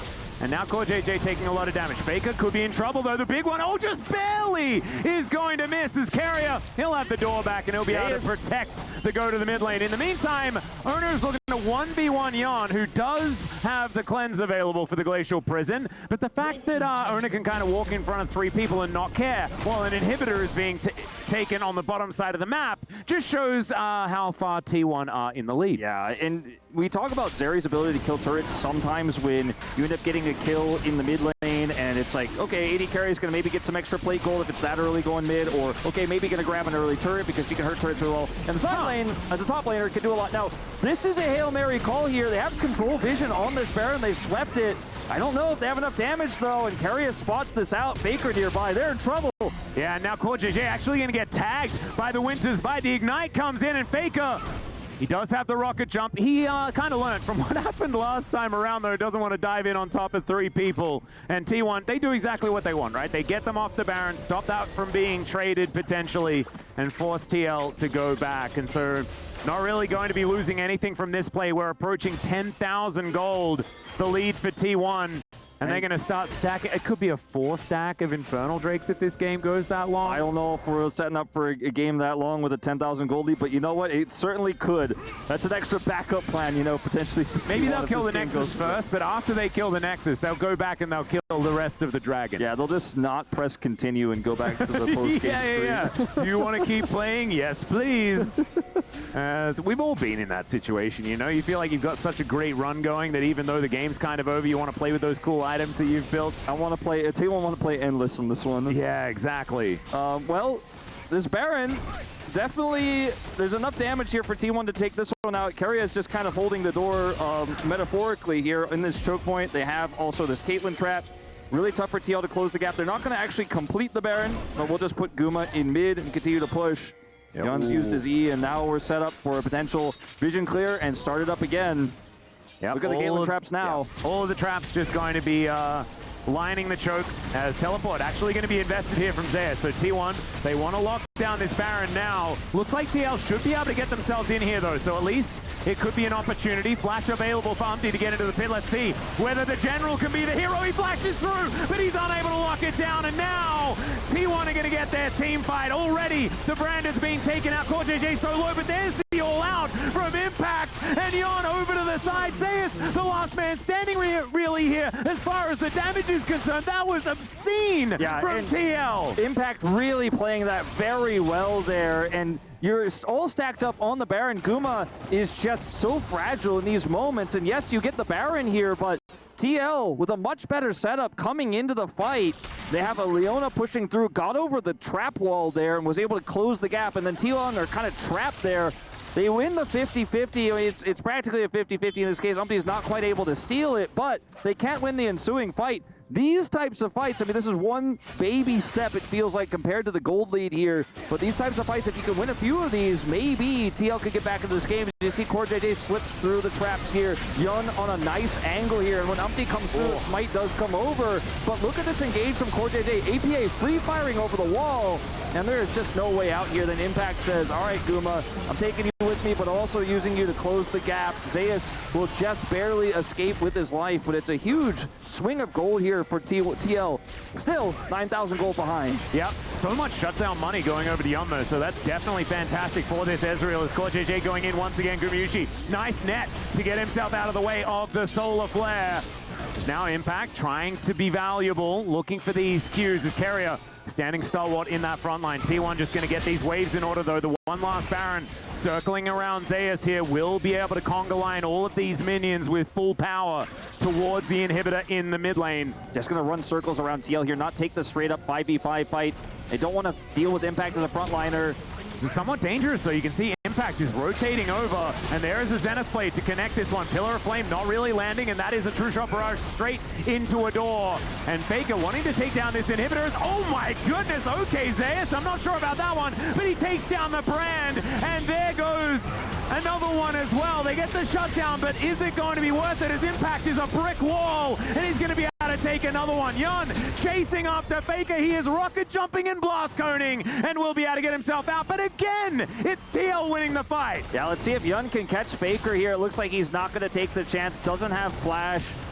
Looking for a potential angle here. We're just going to head topside instead. No, I don't know if he actually wins that one anymore, unfortunately for him either. If he does find Faker, Faker would be happy to take the exchange. But at the end of the day here, you can really start to feel the lack of a true frontline here for T1. As Keria, when he's got the door, he's a frontline, but when it's on cooldown, it gets a little bit tougher. Owner's isolated here by Impact on the other side, and there just isn't the same amount of consistent damage here to deal with Impact, even when you have 380 carries. Once Guma jumps in and makes interesting decision there, let's say, the damage output, unfortunately, to break through this Cassante is just not there. And that's the trade-off. Yeah, you have 380 carries, so yeah, maybe you can toss one in and it won't necessarily matter. But TL, they have a huge front line. Randuin's is done. He's got Warden's Mail as well. He's so incredibly tanky. And I think T1 still massively in the lead, of course, and looking to get their second Infernal, but maybe need to play a little bit respectfully in the next engage. I would agree.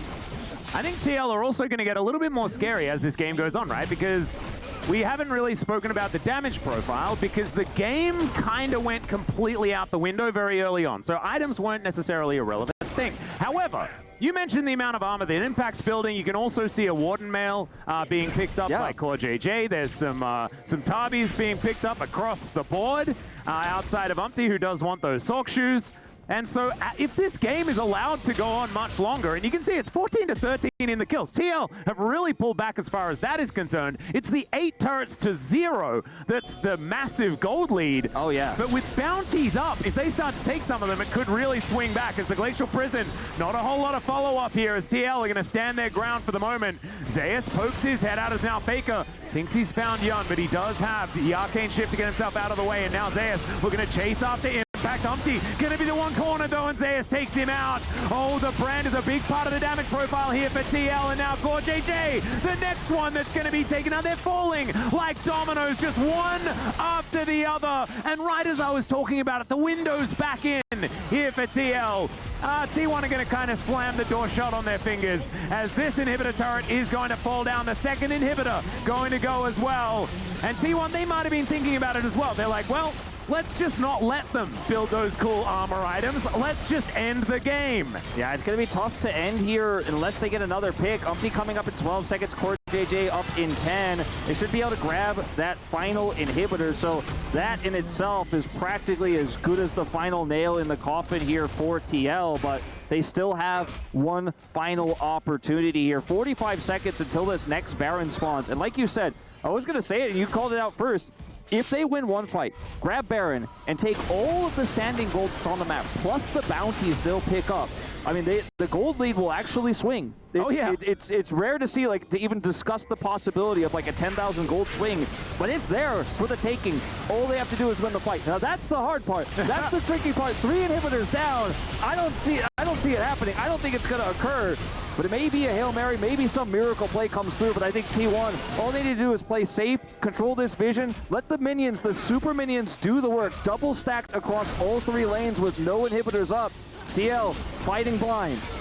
As Yun wanted to avoid the ace in the hole damage, 50% on the health bar now, as Ona just kind of able to ignore what Umpty's doing at this point in time as the Baron getting taken down so incredibly quickly. There's a lot of 80 carries in this game, and they do a lot of DPS. As Umpty looking to move in once again. He does have flash one more time as well. And T1, yeah, they know that this is not the fight they really want to take, and they don't have to, because there are super minions that will win the game. The minions are doing their job, and this is putting TL between, as we like to say in the LC game, between a rock and a hard place. You're going to either have to defend your base, but you got to stop this Baron. You can't do both. Yep. And it's a very precious rock and a purple place in this game, Wolf. That's where they find themselves. And T1, they kind of want to win a fight. Is Keria going to go down first? There is the passive being procced, but look at this. I mean, Zeus is just in there. Impact goes all out, but he will be dead. Or out of there. Yeah, there he goes. Explodes in a fiery explosion of cinders. That is going to be the second Nexus of the series going down, but it's one apiece after game number 2. And you know what? We got to see TL play their game in game 1. The Ziggs, absolute control with the lane swaps. T1 plays their game in game 2. And and we got to see two back-to-back stomps between LCK's representative, the final one, and NA's. I can't wait to see what Game 3 has in store for us. I can't wait either. I think a little bit more one-sided here in game number 2, but game 3, it'll be a side selection switch over. We're going to go to a short break. When we get back, the studio are going to break it down.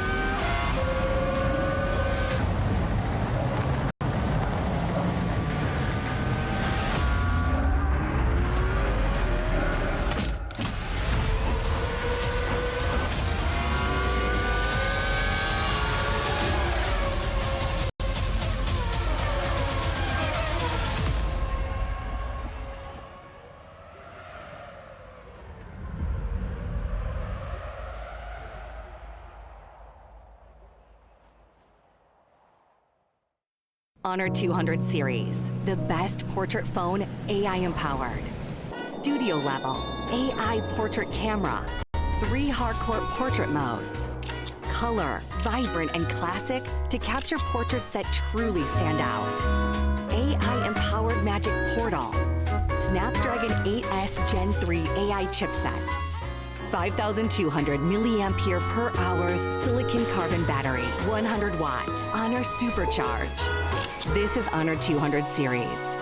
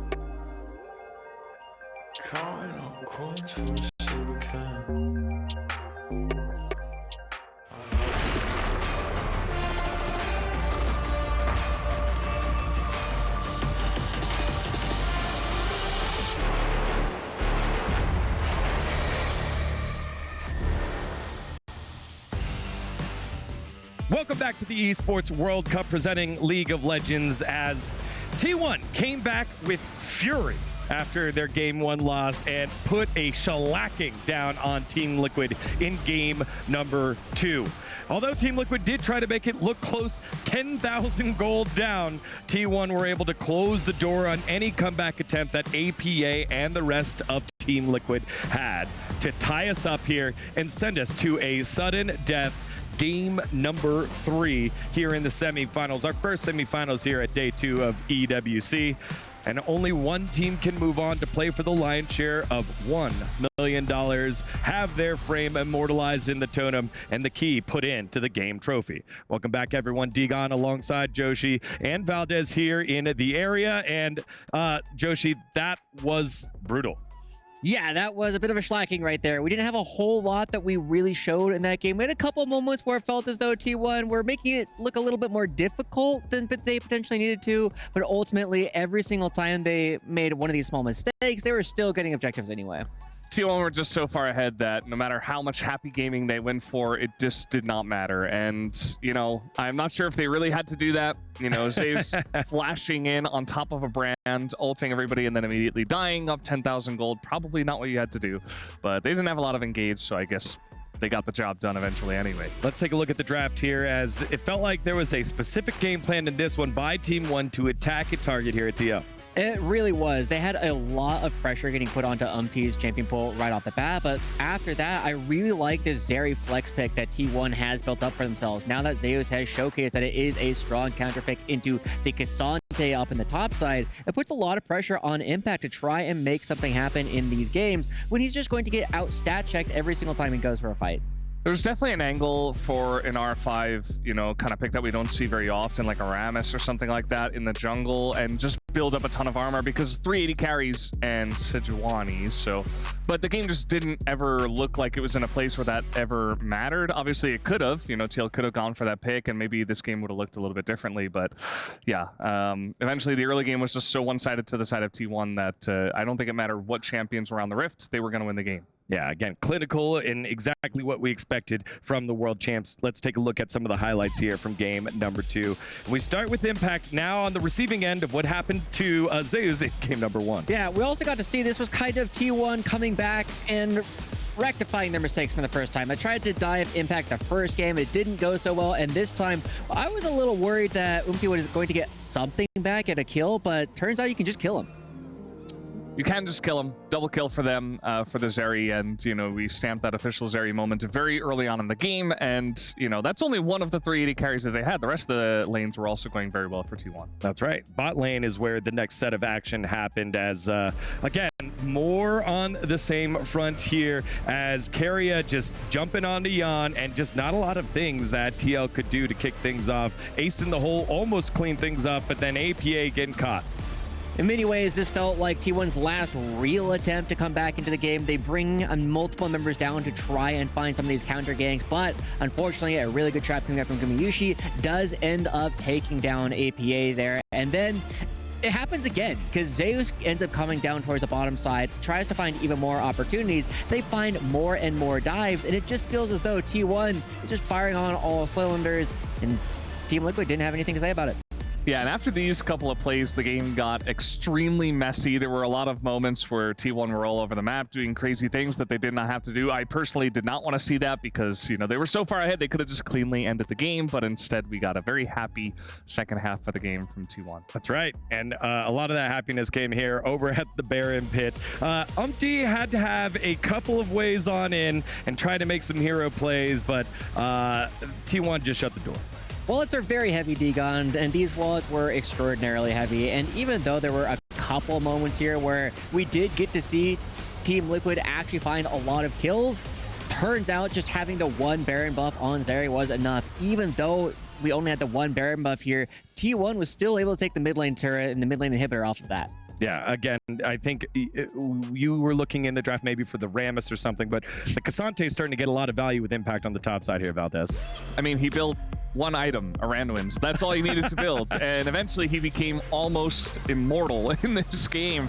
It just, again, the goal difference was just so large that it didn't quite matter. As we do take a look at the end of the game as well. Eventually T1 decide, okay, let's group up as 5 and not send our Zeri in to try to 1v5. We could probably just end the game. Yeah, it turns out Zeri just needs to go in for the teleport at the end of the game in order to get a couple of Nexus turrets and also find, effectively push Impact out of the game entirely. This really felt like the T1 that a lot of people were expecting to be going up against Team Liquid, but I still have a little bit of copium left to huff here, Degon, because the next game, Team Liquid's going to be back on the blue side, and that means we have way more opportunities to pick the Ziggs again. That's right. Zig's going to be helpful here. 60 seconds before we toss to the break and get into the action here, Valdez. So what do you see that was successful here for Team 1 in terms of preparation that will carry over here in game number 3?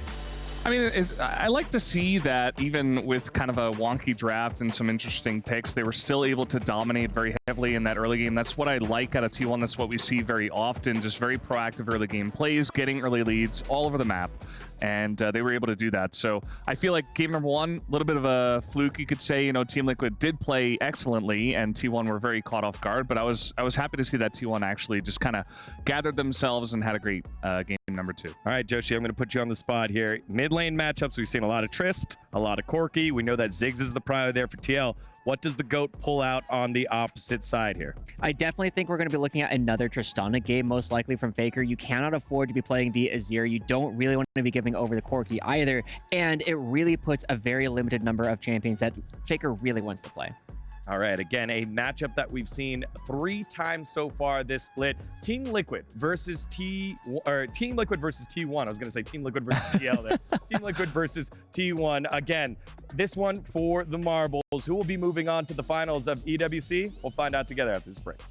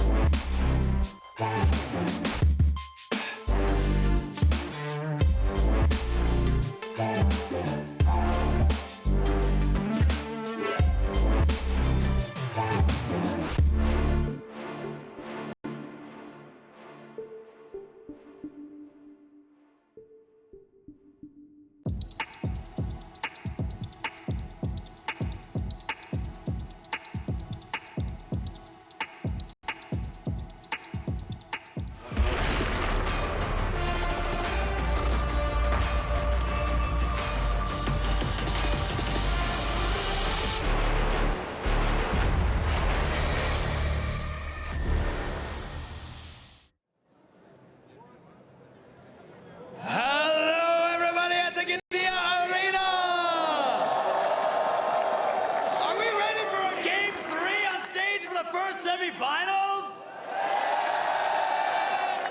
We got a little bit more time before draft starts, so we're gonna have some fun here. Because we've got a lively crowd, and I'm a little nervous for this next part, because I think I know how it's gonna go. But remember when we did Battle Chants a few days ago?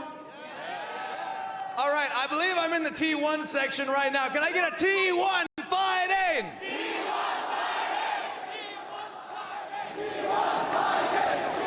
They're just gonna keep going unless I stop them. So I wanna hear from the Team Liquid section over there. I know that there's at least a couple of you. Let's get a Let's Go Liquid!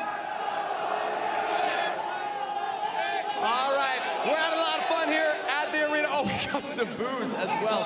We're gonna have even more fun together because we're all here as fans of League of Legends. So we're gonna get the wave going that way, and we're gonna get it back. And by the time it gets back to here, we're gonna throw it over the casters. Are we ready? Yeah!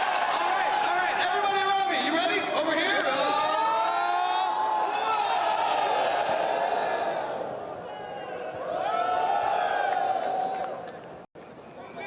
Bring it back! Thank you so much, Kangas. You guys look like you're having a whole lot of fun out there, and it is time to witness some more people having a whole lot of fun on Summoner's Rift.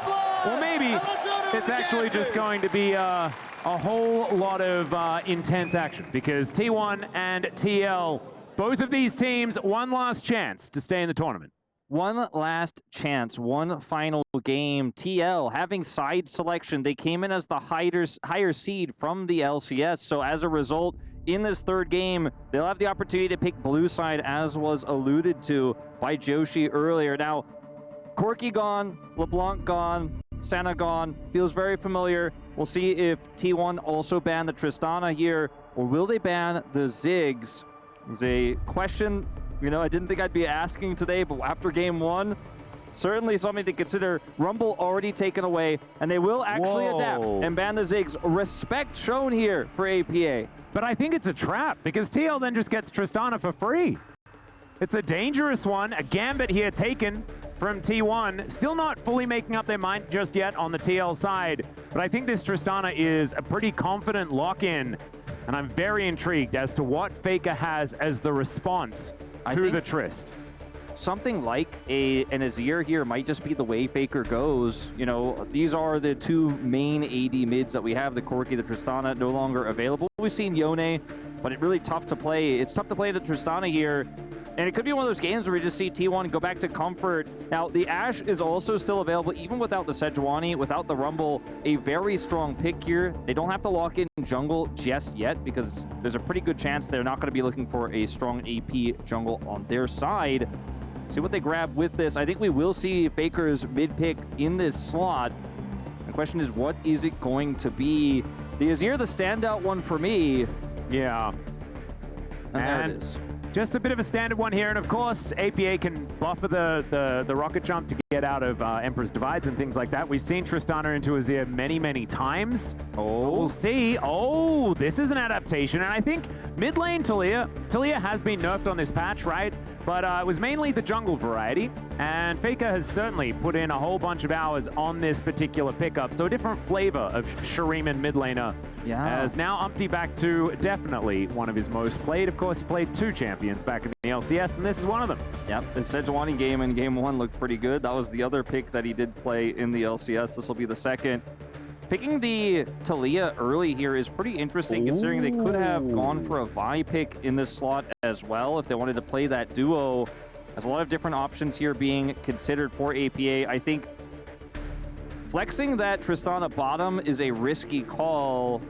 Don't think this is really the angle TL are looking for. Maybe perhaps just reminding everyone how good he is at the champion.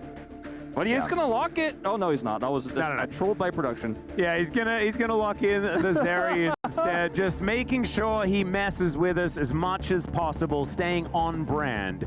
Is APA in the mid lane? Not on brand, though, is Umpty. He's going to be playing Maokai this game. Vi stock's way up. You have the Talia already.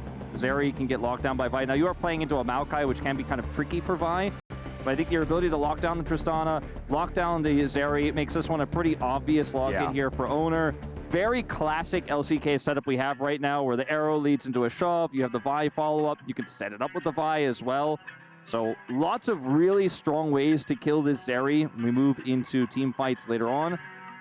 And this is a really tricky part of the draft here for both sides in terms of predicting what the top lane is going to play. And this is where red side gets a huge edge. On blue side, you got to take the Tristana away. But on red side, you get counterpick for Zeus.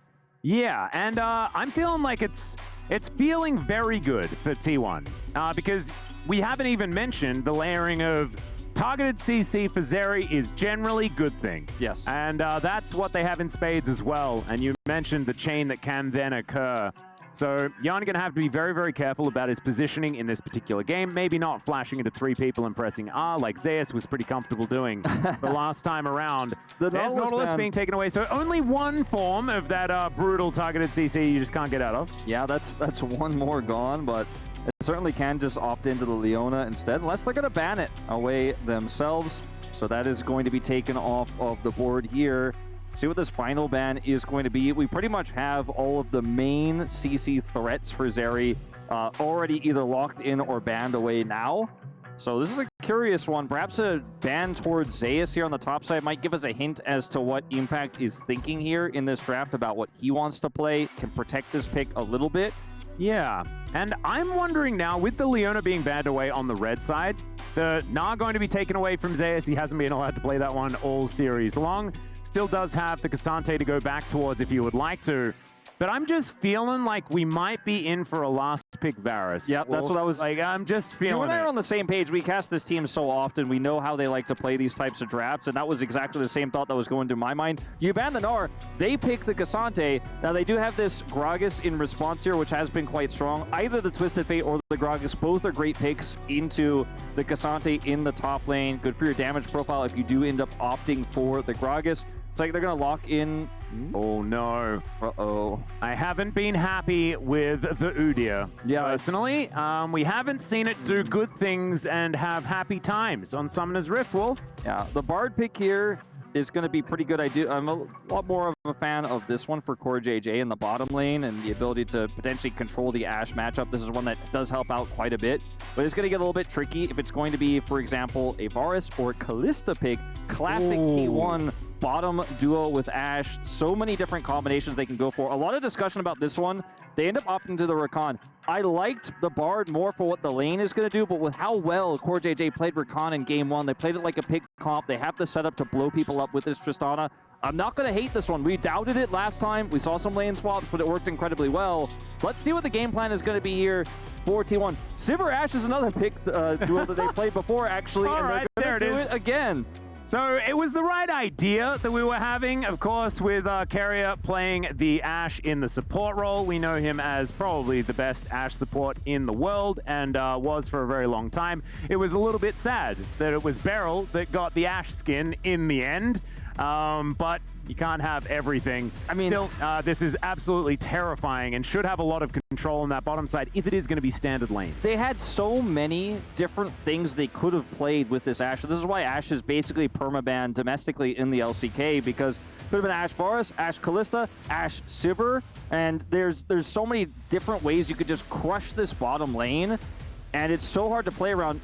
Consider also the Rakan is very fragile. If he gets caught by any of this CC, including the Vi, he can get out of a lot of things, but targeted CC like that Vi ultimate just sets up everything else. Same with the Zeri. I think Umpty has a huge, huge responsibility going to these team fights to make sure his ultimate is impactful. He can turn on a dime, shut some of these dives down if his ults are timed correctly. If he goes in and sets up a route at the right moment, Zeri gets that first kill. Could be a completely different story. I don't think this draft is unplayable for TL by any means, but it feels like we're going back to T1's bread and butter, stock standard, what everybody loves to play in the LCK. This is their wheelhouse, and they've gotten a fantastic draft, to be honest with you, Atlas. No, I would agree. I think that it doesn't take away from the fact that TL do have some strong points, but I just keep getting drawn towards the top lane, Wolf, and I'm not a big fan of the Udyr. And maybe, you know, watching FlyQuest really not find any value with it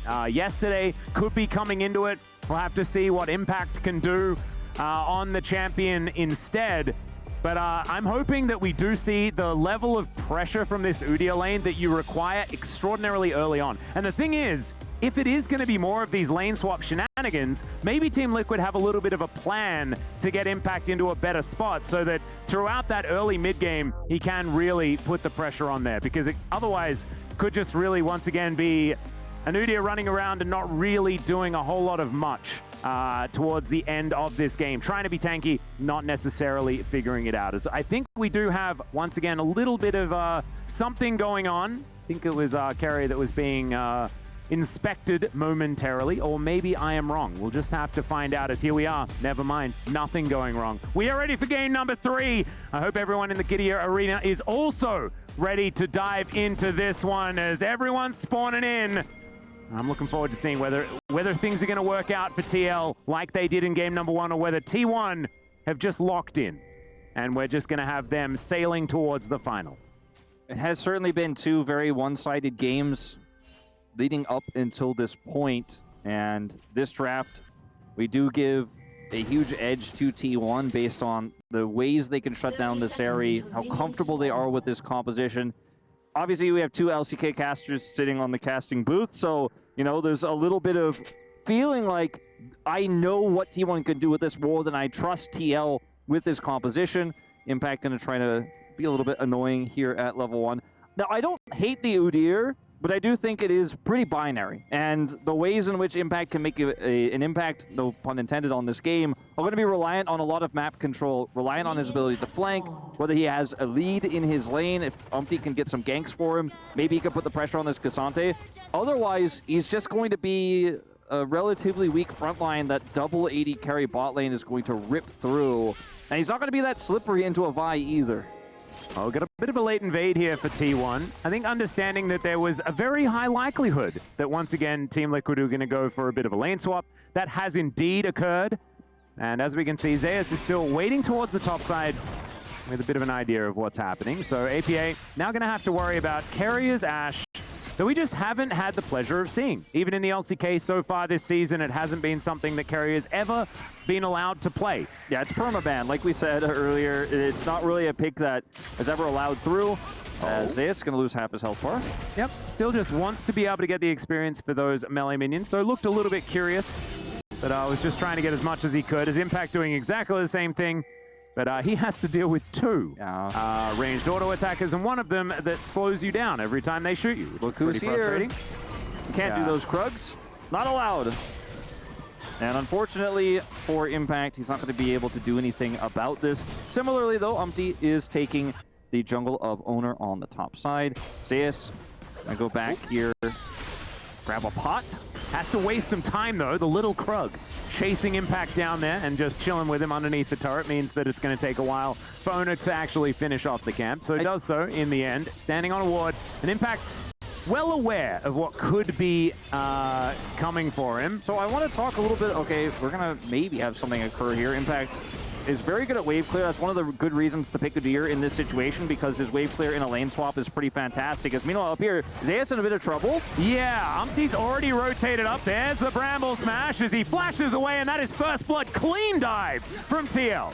Huge win for them. They should be able to grab some plate gold here, as Zeus is going to teleport back to the lane, but not in time, and they may just go for it again. Yeah, round 2. That's going to be Core JJ taking out the turret this time, and Zeus straight out of the death chamber, straight back in, and the juggle is beautiful. Thanks for plus 300, and I'm almost ready to certify this one as well. Plate going to go down here, a little bit awkwardly timed, unfortunately, for those recalls, but man, he didn't learn from Ben, did he? No! This is a bit of a rough start here. Now, Udyr also, in fantastic wave clear, can deal with this bottom push, even with Sivir in the mix. Sivir's so good at wave clear. I think that's why this pick specifically was chosen, just in case of the lane swap. Strong into the 2v2, but good at pushing waves in. But Impact is really holding his own here, and unfortunately, there's no way for Owner pre-6 to actually have the same sort of impact that we saw from Umpty topside, and now JJ's back. Yeah, the bear diving forward as Gumayusi wanted to try and kill him. I think they had a very good idea as to what was happening, but tried for the opportunistic execution. And now it's just going to be a regular 2v2, but Jan has that 1-0-1 on the scoreline alongside Core JJ with the same. So this is definitely a much better lane state than what it could have been moving into a laning phase against double 80 carry that we know provides so much pressure, especially piloted by these players. As Core JJ, unfortunately, going to find out that there's a whole bunch of bad guys there. Jan having to dash without being able to go through a wall, and there is a cleanse, but it doesn't quite work out. Phenomenal spell shield here from Gumayushi as they're looking for even more as T1 answer back on the bottom side, and Jan gonna miss out on this full wave. Yeah, I was going to mention right before this that, Yun was significantly behind in CS because they went for that double dive top side. He had to rotate bottom, was very late, so Guma picked up some extra farm, but now, he's further behind, obviously, as well, and taking a look at this one more time. The idea here is fantastic for the side of T1. Umpty's still top side. Owner coming through here. Yun flashes, but Owner can follow flash for that extra damage. Guma spell shields the knock-up perfectly here, as you pointed out, and is able to walk away scot-free. Keria commits the heal just in case, and it's just enough to get him away. So a kill going over to Guma, still furthering that CS lead. This is pretty doomed for Zeus, though, as we can see. Yeah. Impact was holding onto that freeze for quite some time. You can see 10 CS for the Cassante. Umpty also was able to catch up a lot in farm during that because he wasn't involved in the play. He was pretty significantly behind, but actually is now caught up. These lanes a lot matters. You always have to kind of take stake of each and every lane. Like every action has an equal and opposite reaction elsewhere. But the big win, like you said, is Impact being 2 levels up on Zeus at the moment. You can see his XP bar to the top right of your screen next to his level 4. He is far cannon. from it. Going to be secured by Impact, and Zeus not even able to get up to it. Look at the XP bar of Impact. He's close to 7. Zeus is sitting at like 1/3 of 5, so he is really far behind. And this Udyr pick, we talked about how it can, from behind, really have a lot of problems. But with this lane swap and the wave clear and how well he dealt with Guma's push bottom side, now the advantages he's picked up because he's been able to get so much farm, he's really getting value out of it. He certainly is. And we haven't even looked at the mid lane whatsoever. So this Vi Talia, that we've seen have so much power, it's not even relevant yet. As the grubs go down, that is going to be Umpty securing all 3 of them as APA dives in on top of Faker. Seismic shove going to remove him, but still trade is going to be okay for the Tristana. But with that big rock landing, never mind. It's actually just colossally not great. Still, Owner going to be able to secure the first dragon of the game. That's going to go over to T1. And TL still retaining a slight advantage as far as gold is concerned, and I think they're going to be pretty happy with how this one's going. Impact behind turrets, and this is the kind of Udyr that we're happy to see, right? You start getting that lead, and you just keep pushing the issue, making it very awkward here for Zeus. And once Umpty hits level 6, he won't be necessarily safe. As you can see, Impact is just happy to even tank this turret here and try to play some games with Zeus. Come over here now with some grubs. They pick those up on the top side as well. Going to allow him to get more gold here in terms of this extra plate. Now, bottom side, though, could be in shambles here a little bit. Owner, experience lead here, has level 6. I do not think this is a fight TL should take over Red.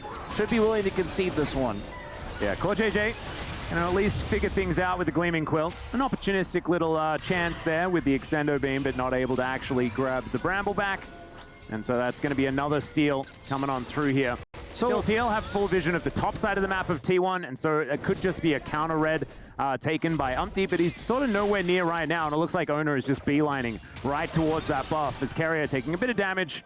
Yun and Core JJ, I think, realizing that in a straight-up 2v2, it's very difficult to stand toe-to-toe with this Sivir Ashe lane. So when I look at this game state here, I give a pretty big, especially after this, I give a pretty big edge to T1 because, yes, the Cassante is massively far behind, 20 CS behind at the moment, lost some plates. Udyr is almost 800 gold ahead, but they still have Talia by. They still have a lot of proactive plays they can make. A Cassante from behind could still catch up later and become tanky and still be relevant. And Udyr with a massive advantage may be useful now, but if you can't utilize that prio, if you can't put any pressure on, you can't set up any dives onto Zeus or take the whole turret, Zeus will eventually just say, well, I don't really care. It's really bad now, but it's going to be okay later on. It's not a massive advantage I'm giving to T1 here, but I do think, considering the damage done, still feels like a pretty good scenario for them. We're going to have to wait and see, though, how these first few fights break out, because that's when you're going to see the Vi, Talia synergy. That's where you have to look for those picks. If they mess it up, Yun gets some gold, catches up. He's only 300 gold behind right now. TL could definitely swing things back. But a good start for them with how this Udyr is working out. Let's see how they use it. Yeah, it's going to have to be used effectively, and I'm really glad that you bring that up because I think Zeus, his buttons will do things that are good, kind of regardless of the amount of gold he has, but that's a good buffer from APA, able to get out of the seismic shove. This time, as Umpty not quite able to find an opportunity here. As Impact, he's going to spend most of his time, I think, behind the enemy turret. Carrier walks over a control ward and doesn't actually see it here. His Impact already on the run. And yeah, he should be all right. Volley going to come on through, still able to eat the ward, and wants to kind of run after Carrier here at the same time. He doesn't have Merc Treads, so Tenacity is at a bit of a premium, but he'll be all right. Yeah, and Zeus can just teleport to bottom lane here, start to put the pressure back on that lane, see what he wants to do. Could just walk it out, but is going to commit the TP as shown here in picture-in-picture. Man, this is a really awkward moment for TL because you know Zeus can't show up to the fight. Impact has teleport, so maybe you want to heavily commit to this objective, but at the same time, it's Vi, Talia, Weaver's Wall at the ready. You're going to be so cautious about how you're going to approach trying to set up a fight here on the top side of the map, and I think just backing away is a better game plan. 5 seconds till those grubs spawn. Yeah, control of the river is here for TL. At this point in time, I like this Tri-Brush ward that T1 does have. The control that they can pick up there as Umpty sees that ward going over. We'll be able to get it down there as okay. There's a grand entrance. Owner going to be the target as cease and desist comes in, but I don't think they're listening to him. Yon's going to take him out. The Grub's getting involved as Gumayushi.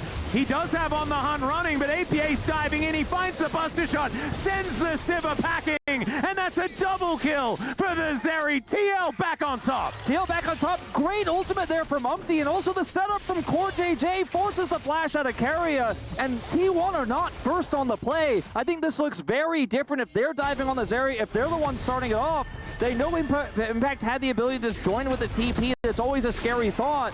But as you see the setup here, Owner wants to go into Young. Look at his spacing. So well played. Core JJ sets up the charm. Carrier has to flash. And look at this ult from Umpty layered on top, guaranteeing an extra CC. And then APA is going to have his time to shine here with an Insect S play. Flashes onto Guma and will force him down.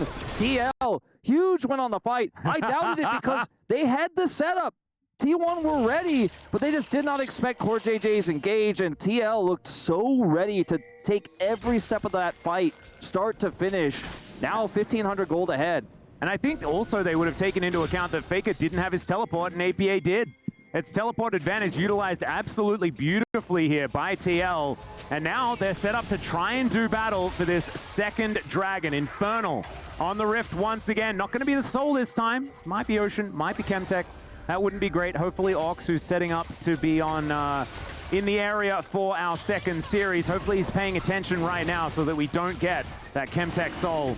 And as APA trying to take down this top outer in picture-in-picture while we're doing this, TL kind of getting the better of every situation right now. As Extendo Beam comes in, Gumayushi not getting a lot of value out of the Spell Shield. And Core JJ lying in wait. T1 just got to give this up. Yeah, they have to. Not in a position to Weaver's Wall in and cut this team in half. This is a Zeus at level 9, just sitting under turret against a 6 Void Grub APA, who is just pushing down this turret. Zeus going to eat a bunch of damage. We'll try to clear the wave. This turret is gone. Yeah. He's just going to be able to get a few more autos into it. A little maybe come out, and it's just, he's going to require one more wave. But I don't think Zeus can stick around because as soon as that turret is down, he's going to get jumped on. Owner moving up now, but it's going to be a little bit too late. I guess Faker can skate on over, and there is a dragony arrow flying past. Shoutouts to Beryl there, whose skin is going to be employed for this one. Faker wants to try and protect this, but the minion wave has made it to the turret. Seismic Shove is decent as APA is going to get pushed away. And now Owner, he's going to move on up. So he gets into the brush. Let's see what APA can actually get done here. As there's the Buster Shot. Cease and desist comes down. Faker still going to throw out some rocks here. And APA just being a bit frustrating, buying some time. Once the minion wave is going to get a bit of it before he's punched to death by the Vi. I think if APA plays that a little bit safer there, maybe he actually gets out. The Ash Arrow misses. Faker commits Weaver's Wall. That would have been 2 big ultimates down, and he walks away.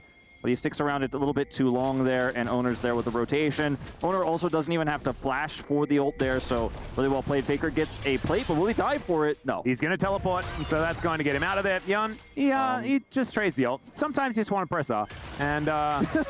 He knows it. Yeah, I would recommend that particular use of the emote in that point in time. Sometimes you have a whoopsie. It's okay. Yeah.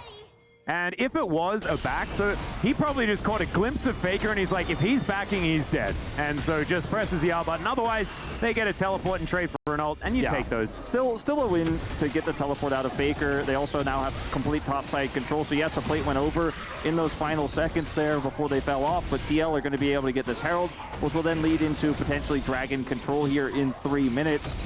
And the biggest and scariest problem for T1 is this Tristana. To me, given all the grubs they've stacked up, how great she's going to be in the side lane, and frankly, how well APA has been playing this tournament. As Impact's got a lot of wave clear here, there's a lot of T1 members on this bottom side, but he should be fine. Let's see what they can get done cross map here, as Yun is also starting to push this side. Ooh, Faker is, it's a bit of a question mark. Just gets hit by a bunch of damage.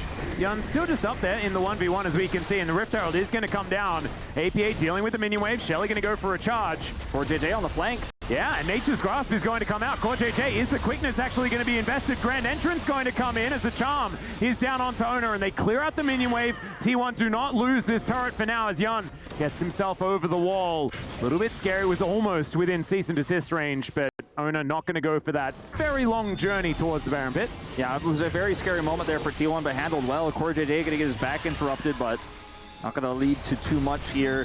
As it looked really good for TL when you consider the Maokai ults coming through. You have the setup there for Core JJ, but ultimately that turret still being very healthy and not enough damage actually to follow up on anything. So a lot of tools used here for TL. Had they gotten the turret, you'd feel really good about what their Dragon is going to look like here in a minute 40.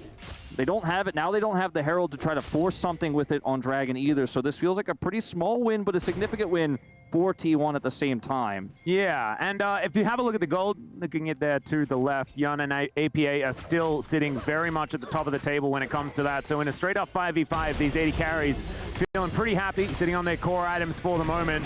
And this turret, maybe not long for the world, as APA, he's just going to teleport in to try and help take down Zeus. He was tanking up the turret, but Zeus is very, very dead, guys. That is a 0-3 Cassante, and the turret falls as well. And this is another way to create a lot of control of the bottom side of the map prior to a Dragon. It's just so surgical, the macro from TL. They find a weak point, they abuse it. The sidestep's good too as Ona moves on in. Impact gonna almost avoids the seismic shove. Cease and desist with the help of the turret. He's going to come through, and he is not that tanky. Ona in the same position though as the explosive charge goes off. Another seismic shove from Faker, but it's a 1-for-1 in the end. The inner turret was under fire, and look at that, it's almost dead. I mean, they were there for like a couple of minutes, a couple of seconds. That's Tristana, baby. That's APA pushing it through, and T1, they are able to get the Udyr, but it's a traded kill back. 20 seconds until this Dragon spawns. They're going to have to later reset, so this does favor T1.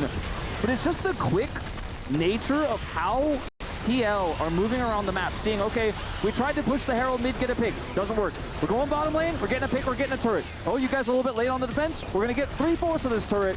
And we'll even take a 1-for-1 trade there in the end. Now, Dragon should be going to T1. They're actually going to reset as well. Not going to actually go to start that one up. They don't feel like they have the damage, so maybe I'm going to eat my words on that one, as TL actually coming over here faster, so they get most of the turret, trade 1-for-1, get Zeus, get a bottom outer, and now they're going to get their second Dragon of the game.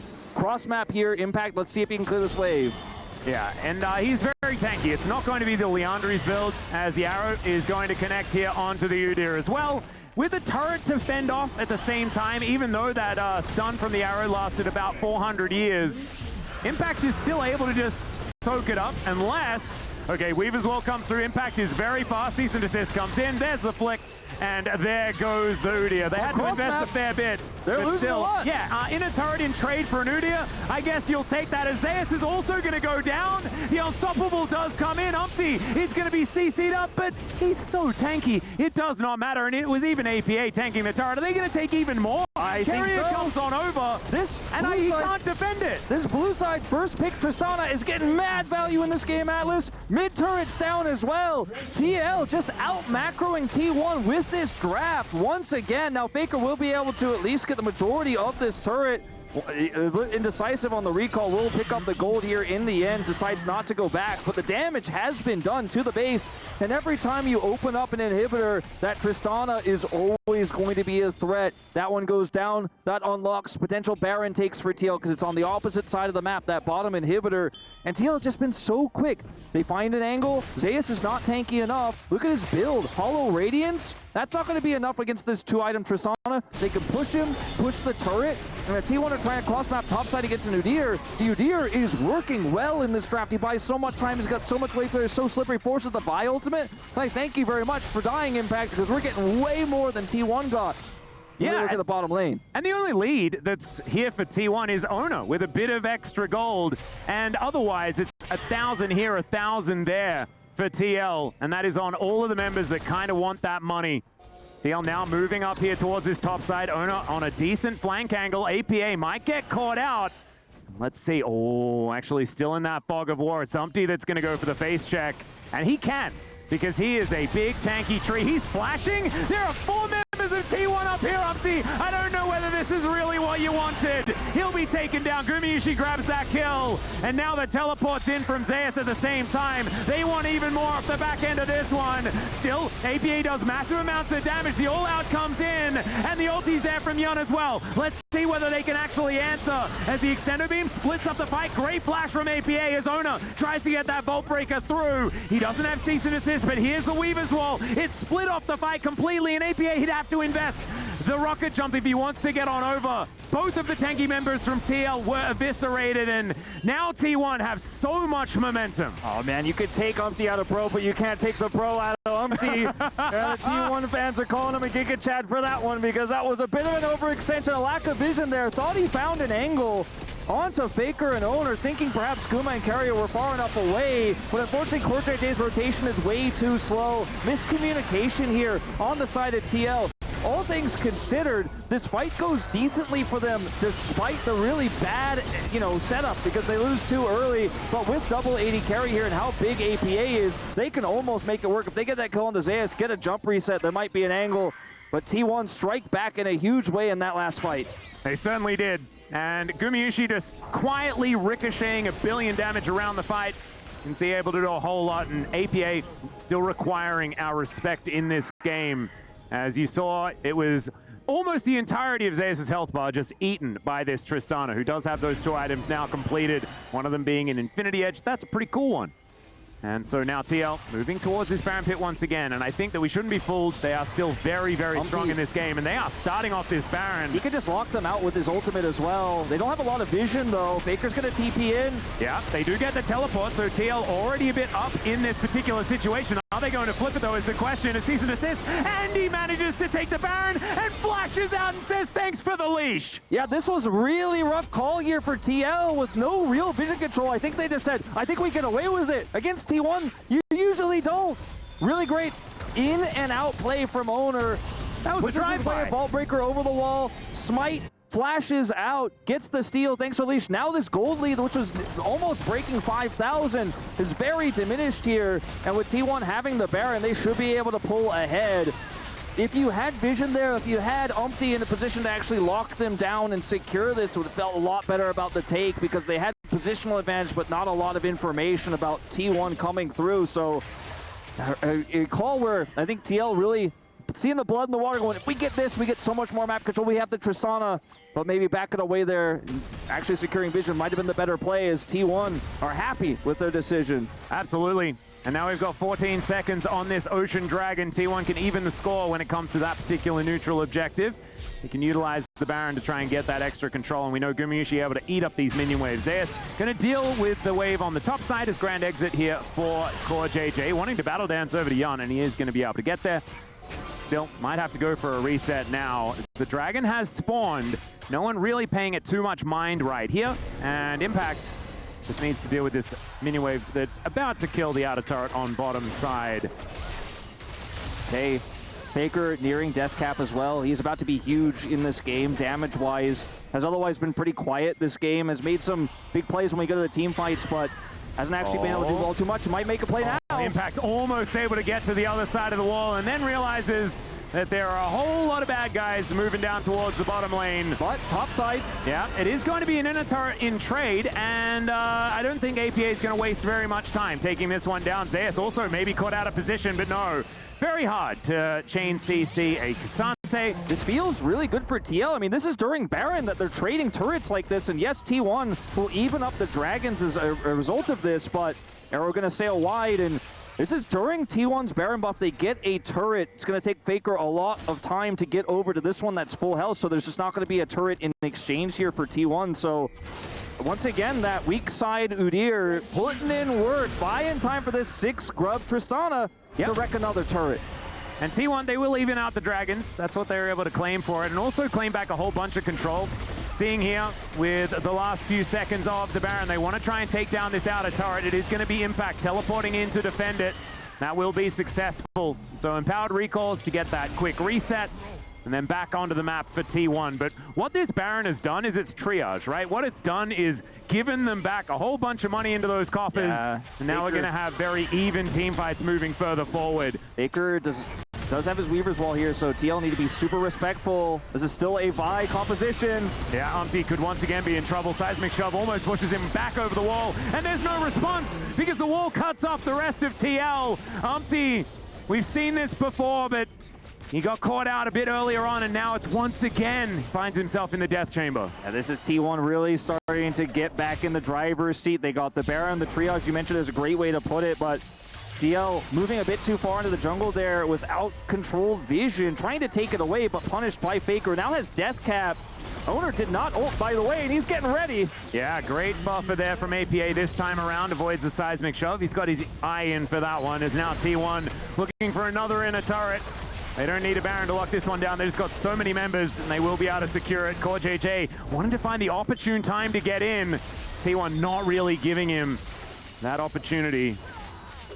This is the moment when the North American fans start to see the dream slip away, because you were so ahead, you had such control over the map. You're not out of it by any means, but after that failed Baron, things have really looked T1's way, and then, you know, this is the moment here. You could see arrows coming through, hits Impact, the block is good, but unfortunately the Vi is able to get in and get out. It's the Vault Breaker to come through, not the Vault Breaker, but the Cease and Desist, whatever they call that ult nowadays. They keep changing the name. Anyway, gets in, flashes out, gets the steal. Then they're pushing through topside to try to set up some vision. Umpty is punished, and Faker's Talia, kind of quiet early game, very strong late game we're getting to here now. Oh yeah, he's 3-0-4, and he's been a part of the majority of the kills that T1 have picked up. And I think the things we said earlier in the draft took a while to come into play, but now they really are, because T1 has so much setup. They have so much control, and if they get the map, then it's really, really hard for TL to try and fight back for it, because as soon as owner presses R, then someone will die. That's just kind of how it goes.